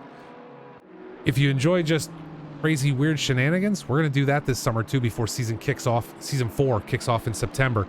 Circuit of the Americas, we're going to Coda on August 14th at 6 p.m. UTC. That'll be 2 p.m. Eastern Daylight Time. That's only a 60-minute race, but the track's going to be cold. Wicked cold. Get ready. Oh, and if you're going to go ice cold, you might as well go steaming hot, right? Let's head to Indianapolis on August 7th. That's next week, 6 p.m. again, 6 p.m. UTC, 2 p.m. Eastern Daylight Time. And the great thing about this is not only is the track going to be boiling, one dry set of tires for the entire weekend, and if you need to change tires, you have to go to the wet set. It's going to be fantastic. So make sure you're coming back for that. But maybe you came in to watch sim racing and you don't race on PC. Or maybe you do, but you use a different sim. Well, then we got you covered. Xbox Season 4 continues next week at Paul Ricard. If you're an Xbox racer, Come and join us. Aspen, welcome in. Thank you so much. And sometimes Xbox drivers like fun races too. Guess what? We're doing GT4 Casual August starting next week. Zandvoort, 8 p.m. UTC. Unfortunately, our Xbox races are not broadcast right now, but if you're an Xbox racer, come join us because you're going to have a lot of fun. Guess what else? We have iRacing. We just finished our MX5, our first MX5 season. Now we're jumping up to TCR Racing. Touring cars are going on track at Okayama starting August 13th at 8 p.m. UTC. So if you're an iRacing fan, if you're an iRacing driver, please feel free to join us for those. So Malok able to hold his own throughout all that, and Chris Pfaff now dropping back just a bit.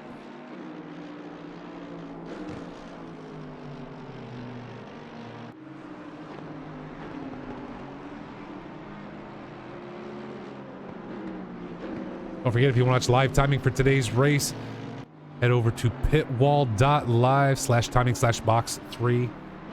You can see everything that we can see on the back end with the timing of these races.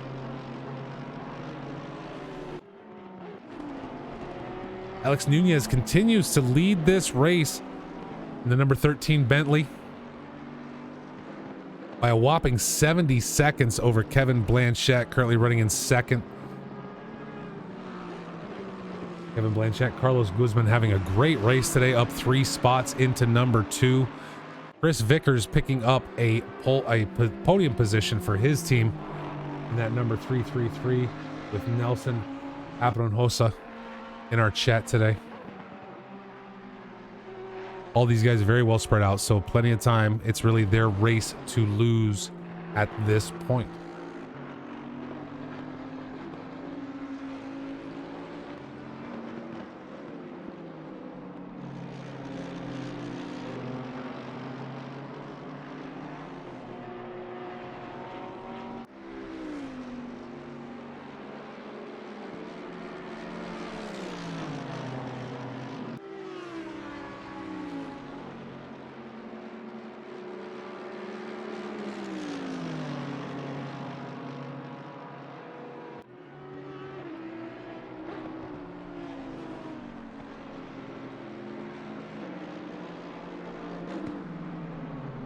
Pfaff now trying to close that gap as best he can, see if he can pick up one more position for the end of this race.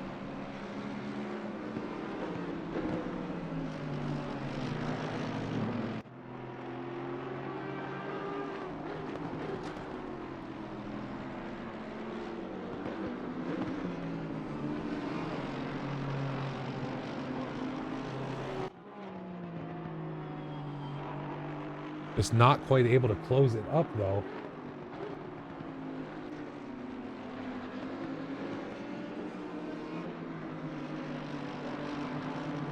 If we take a look, there could be a reason for that. Taking a look at Malok, you know, we're 20 laps into this stage, 86 laps deep total. These guys are on lap 84.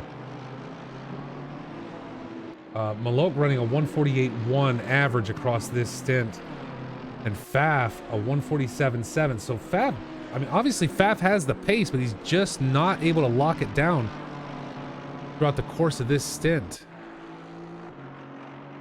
The gap now actually starting to open up a little bit. Still a fantastic run for these guys, up 21 positions during the course of this 3 hours. Just 23.5 minutes left to go.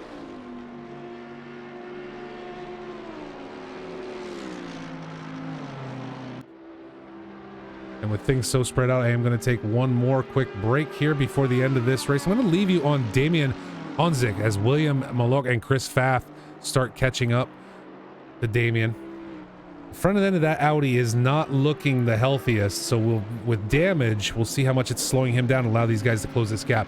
But as I said, I will be right back, and don't forget, stick around at the end of this race. We're going to review the lap 2 incident and see if we can figure out exactly what kicked that off. We know Retro Coffin spun, but was there contact, any of those things? Let's take a look, because 11 cars involved in that pileup means it's something we should look at. We'll do that at the conclusion of today's 3 hours at Watkins Glen. So stick around, folks, and watch this battle that's going to happen right here.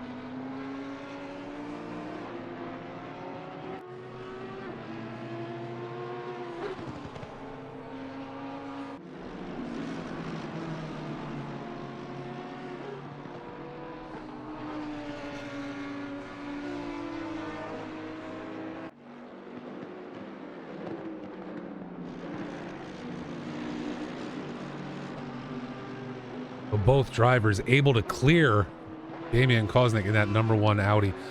Damian not having the best race today. Started off fantastic, qualified so high, and now just not able to maintain that throughout the course of this 3 hours.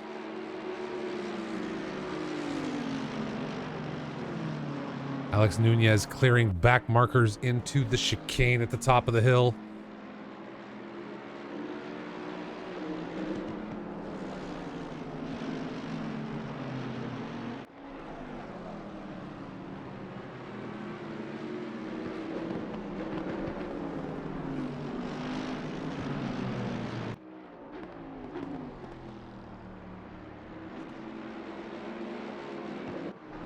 Now Damian is showing yellow, apparently dipping off track at least a little bit.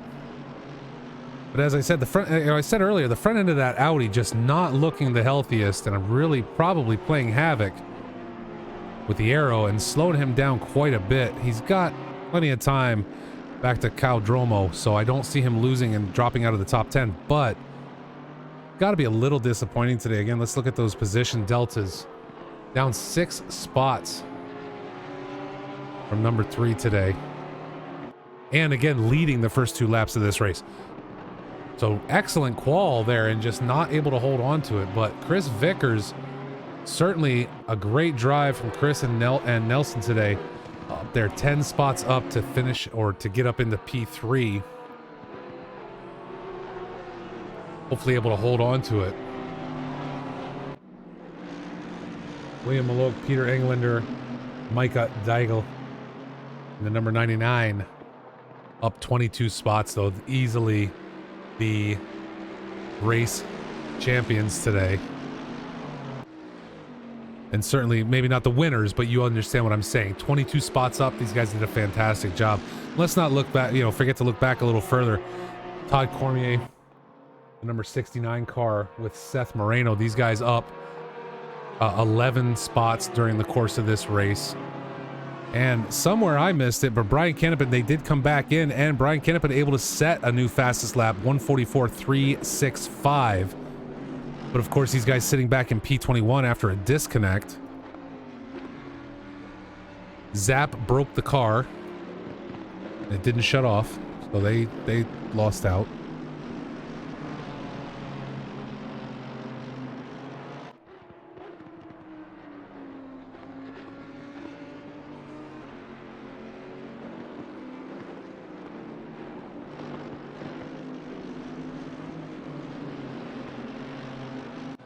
Peter LaFrance and Brian Shaw. Now Shaw just ripping right by LaFrance, who just lets him right through there.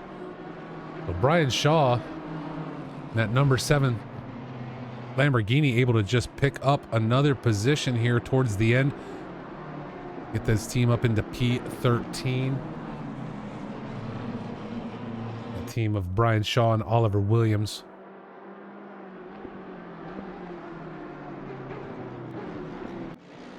But our battle here towards the end between William Mallock and Chris Pfaff for P7. Let's see if these guys can bring it back together.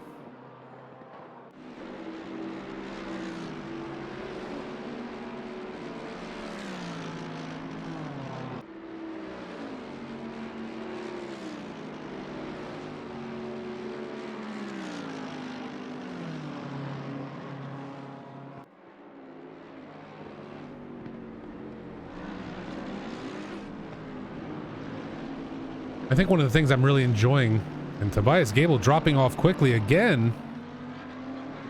Ooh, let's back that up 30 seconds and take a look. So Gable losing position to Malok and Pfaff.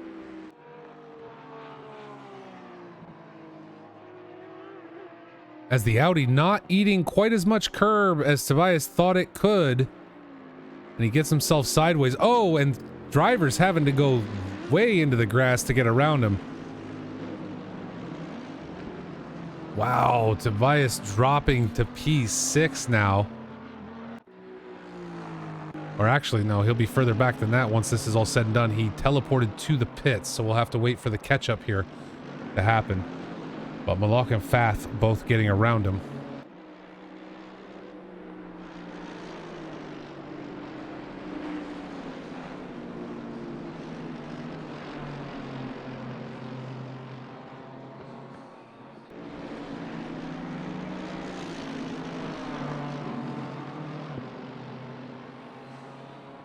obviously a teleport on Gable's part, that's going to drop him quite a bit as drivers continue around this circuit for the next 14 minutes.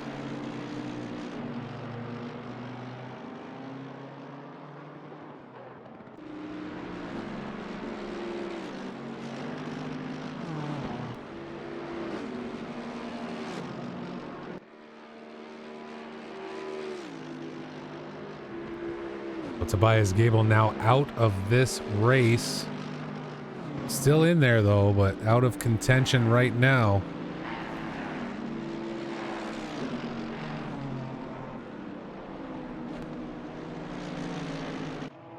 Checking on Retro Coffin, back currently in P22. Another single driver today. Stephen Dunn in the number 96 continuing to drive. With Louis Ricard and your boy Blue.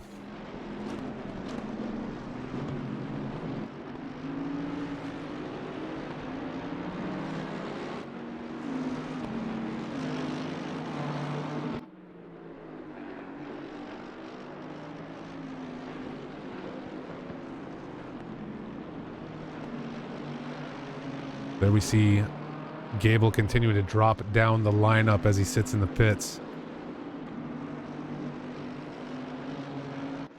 But William Maluk still holding his own against Chris Pfaff. This gap really not shrinking.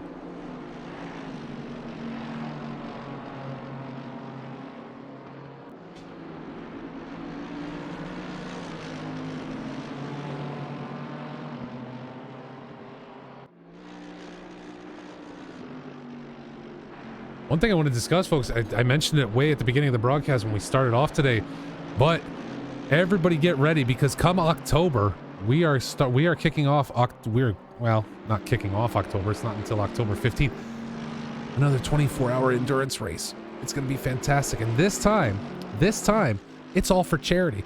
Box3 Motorsports was started because of a charity race that we wanted to run, that the founders wanted to run, and a previous league did not want to do so.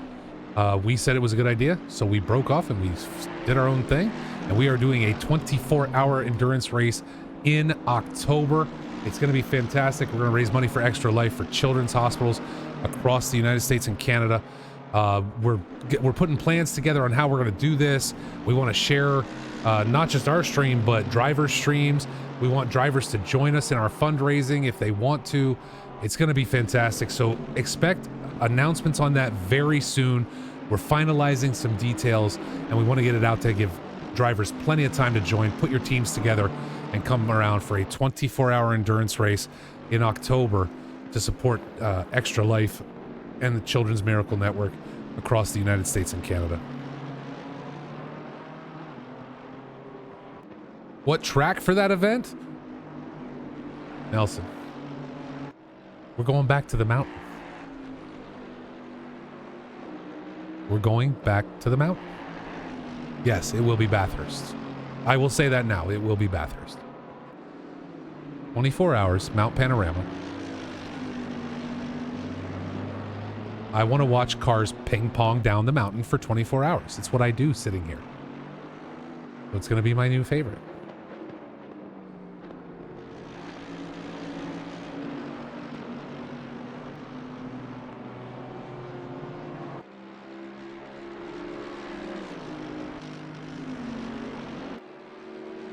Yes, it will be at Panorama. The date's pretty much locked as well as October 15th. I don't know that will change, but it may. It could, but we'll see. But I don't think so at this point. So yeah, come on back. We're gonna have some fun. It's gonna be an absolute stunner.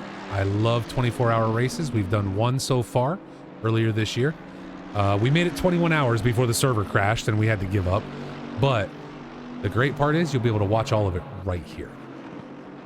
I stay up the whole time and we cover the entire race.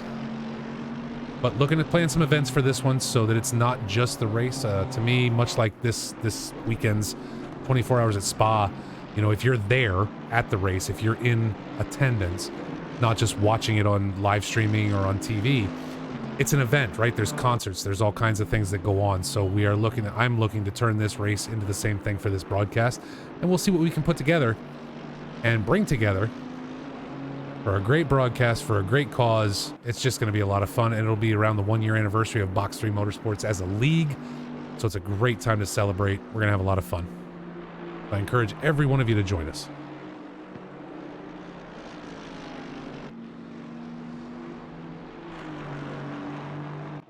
Alex Nunez down a little bit, about a second off the pace right there on that last lap. But still holding his own, 64 seconds ahead of Kevin Blanchette. Chris Vickers still 21.1 seconds back off Blanchette, currently running in third. Anderson holding his own in fourth right now, with William Malok up into fifth after we saw Tobias Gable drop into the pits and stay there, currently sitting in P19. Malok now opened it up against Chris Pfaff. Pfaff no longer a threat. 8.5 minutes left to go in today's race.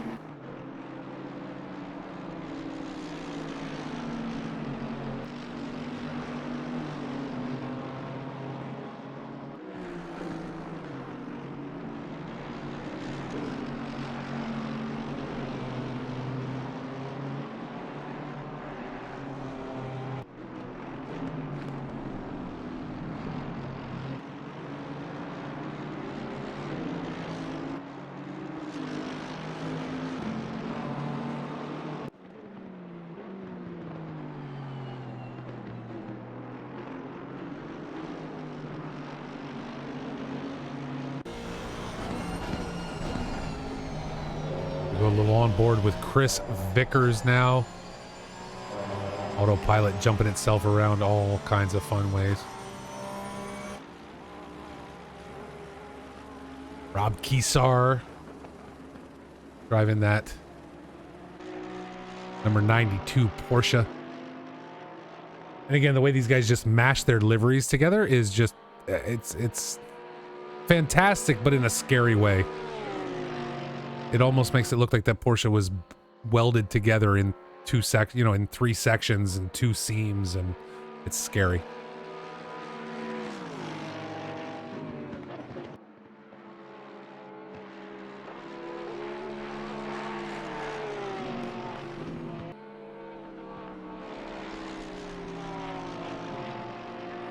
But Keesar, Pickett, and Zapp currently running in 15th.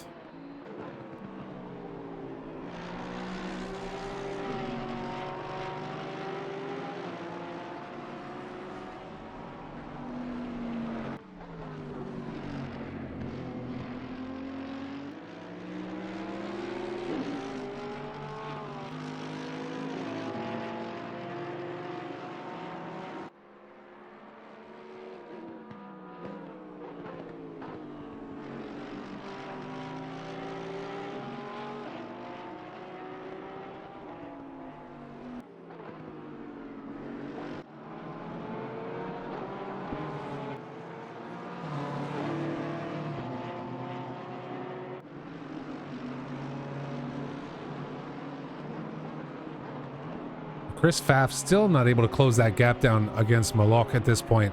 Still sitting about 2.3 seconds and not really shrinking as we've been keeping an eye on it here.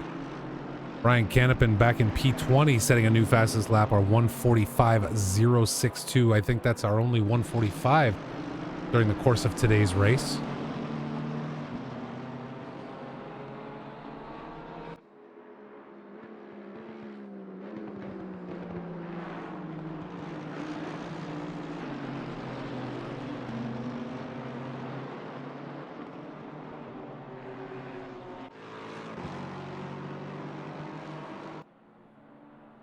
Kevin Blanchette having a great race in that Lexus today.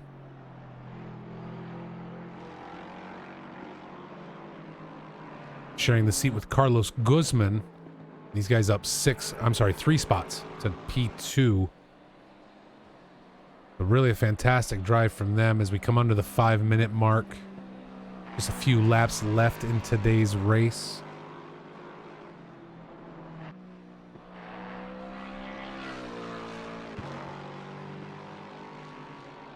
Forget though, we're back next Sunday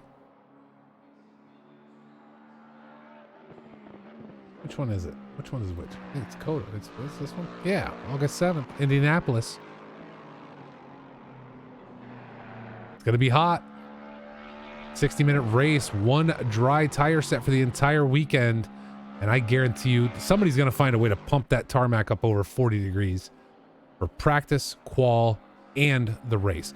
Now, I'm pretty sure one thing we're going to see here is nobody is going to leave the pits. Nobody's going to leave the pits for the free practice. These guys are going to stay in the pits for the entire 5-minute free practice. Why would you go spin two laps on your tires when you know you have no extras, right? And it'll even be curious to see how many drivers go out, do an out lap, a qual lap, and then stop. They're just like, I did a flying lap. Nobody got in my way. It's as good as it gets. This is where I'm stopping, just to conserve those tires. I'll be very curious to see how many drivers do that next Sunday during the course of that Indianapolis race. And as you know, Coda the week after on the 14th, that track's going to get very cold. I don't know of any special provisions for that race. Doesn't mean there won't be any, but we'll see if there's any special provisions beyond the fact that the track is, just frozen somehow, 10 degrees or something. I think the minimum in ACC that the track temp can get to is 13. If I'm not mistaken, 13C is the minimum track temperature. I'm not 100% sure on that. Somewhere in that range, though, that, like 10 to 15 is the lowest it can go. I don't think it can drop below 10 degrees C.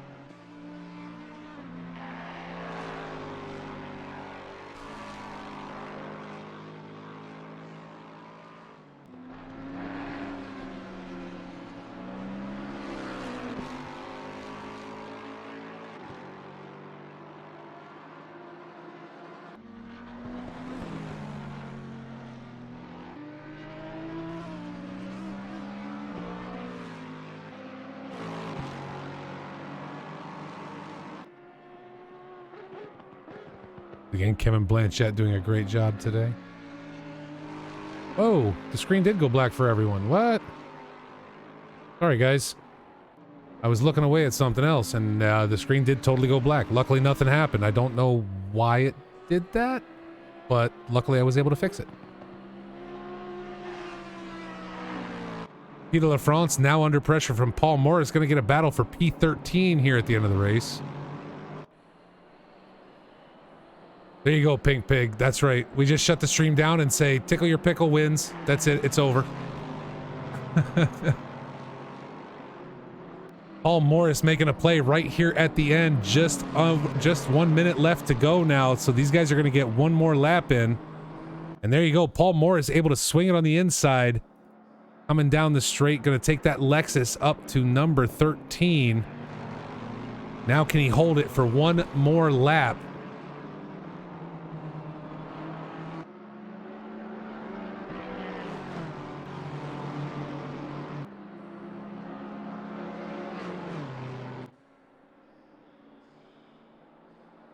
We'll keep an eye up front too, because Faf is sneaking inside that 2-second mark on Maloch, so I want to see if they hold on. Pickle My Pickle Racing, I don't want to know about how that happens.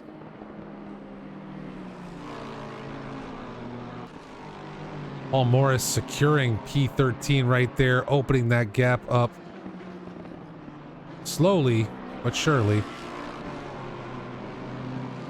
No, I promise I'm not. Red. I promise I'm not screwing with you. I don't know why the screen went black. It shouldn't have done that, but I fixed it, so it's okay now.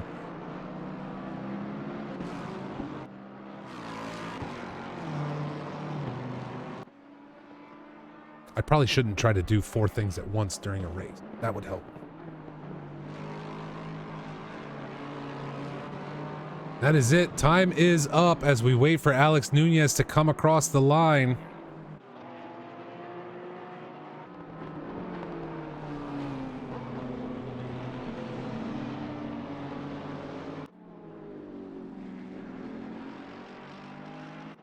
Keeping an eye on Malok here as Faf continues to try and close that gap. I don't think he's got enough time on this lap, though. It's just not shrinking fast enough.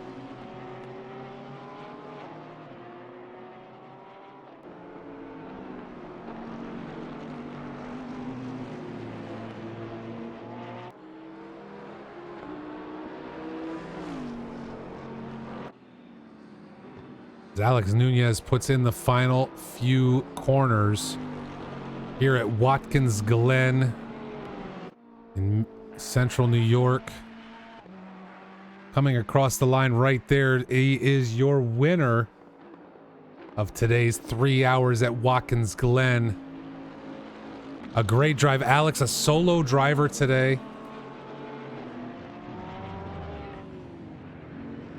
Fantastic run on his part. Made the pit stops when he needed to. William Malok, Chris Pfaff crossing in P5 and P6 respectively. Keesar 15, Stephen Dunn finishing in 16, Todd Cormier, TJ Cooper, Brian Kennepin down through P19. Anthony Anderson P4.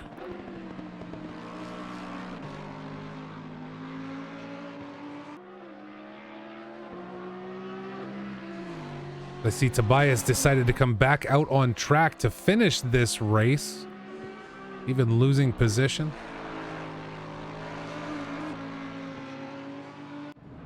As Kevin Blanchett comes across the line in P2, Chris Vickers will be your P3 podium winner today, as Alex Nunez takes the checkered flag.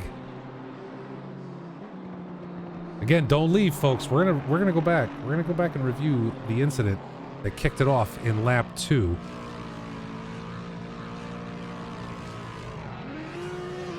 Coadromo coming across P9, and there Chris Vickers is your P3, and that is the race at 3 hours at Watkins Glen. Absolutely fantastic driving today, but let's go back in time a little bit. That replay is not going to do it. It only goes back to okay. That only goes back to lap 56. So let's quit and see if I have it back to the beginning. I don't know if it's going to hold all the way back to the beginning. Hard sometimes with these on whether or not it'll hold the entire replay. So, highlights. Yeah, see, the race is only an hour 22. Go back and look at it, but I don't think we can get back all the way to the beginning. Yeah, that's going to be the replay, only back to 56. So, that's okay. Let's go into highlights real quick and see if at least shows us anything lap 2.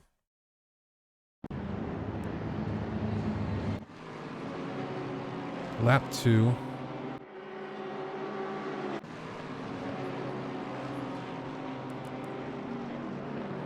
Give me 1 second, folks. I want to see if I can pick up.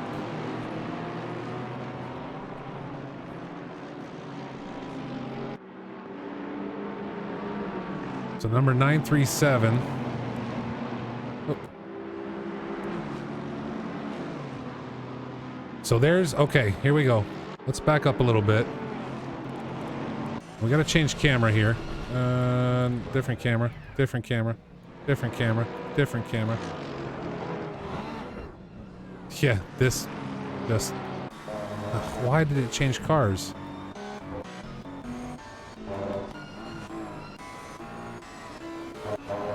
Are you serious, Clark?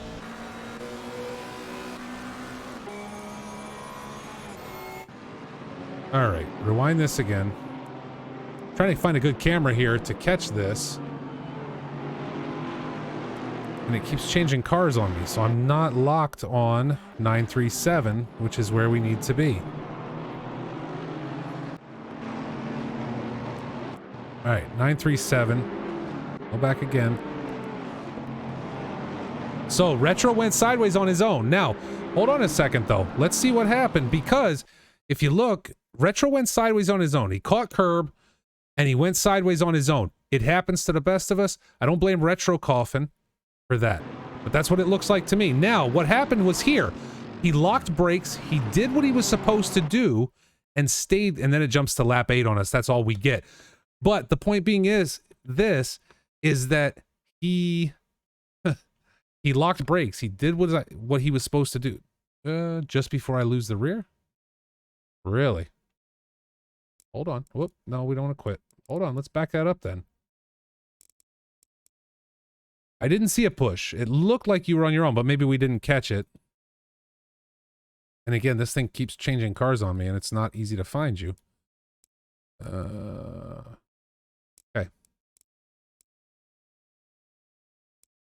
There's the Bentley in the front, so let's do that. You didn't hit a Bentley in the front, that's for sure. Let's go back to this camera. Retro, you telling stories. Oh, right there, yep. A bump from the yep, you got a tap from the Lexus. So, but here's my concern, guys, and this is why I said I wanted to review this. Retro did what he was supposed to do. He lost control, right? He sat there, right? He locked his brakes and he sat because he knew traffic was coming. And everybody else plowed into him. Everybody else. Thank you, Altruit. I will see if I can grab it real quick.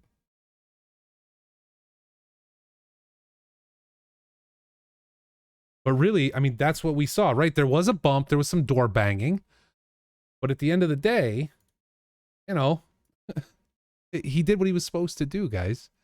And so this is what we're talking about. Like, I mean, we see what happened, but nobody slowed down under that yellow flag. Nobody. Everybody came up that hill like it was full-on race time. And then you wonder why. It's... Again, that was a door tap. Those things happen.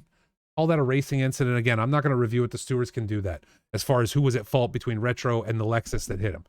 That's not at discussion here. What is at discussion is the aftermath, and the aftermath was unbelievable. You've got to slow down during yellow flags, especially in this position. You're coming up that hill. You have no visibility to what's sitting up on top where his car is, right? We can see it right there on the screen. Right before that, you're coming up the hill. Until you clear that, the apex of that hill, you can't tell what's going on. You've got to slow down. So absolutely right call not to restart this race. I think that it was what it needed to be. So that's just my opinion as a broadcaster. I'm sitting here watching. Absolutely do not believe that race should have been restarted for any reason. Folks, with that said, I want to thank each and every one of you for joining me. Don't forget, we're back next week for Indianapolis Motor Speedway. The floor is lava. That track is going to be hot. Get ready. A 1-hour race, single dry tire set for the entire weekend, meaning free practice, qual, and race. If you're going to change tires, you're putting on the wet set. Get ready. After that, where are we to? Circuit of the Americas, August 14th. We'll see. I guarantee the track's going to be cold. But the question is, are there going to be any special ideas? Special ideas around tire rules or anything like that? That I don't know. August 20th, we are back for Mount Panorama, 4 p.m. UTC, 12 p.m. Eastern Daylight Time. You can watch that right here at Box 3 Motorsports. That is in conjunction with 949 and Trackalicious Sim Racing. You like iRacing? We got that too. Come back for Okayama on August 13th. We start our TCR season. And if you're an Xbox driver, we got Season 4. We got GT4 August. It's a lot of fun over at Box 3. We're going to have a ton of fun. We got a ton of races going on. Thank you to the drivers today. Thank you for everyone putting this race on. You guys have yourselves a great weekend. My name's Adam. This is Box 3 Motorsports, and we will be back next Sunday for another race. Thank you.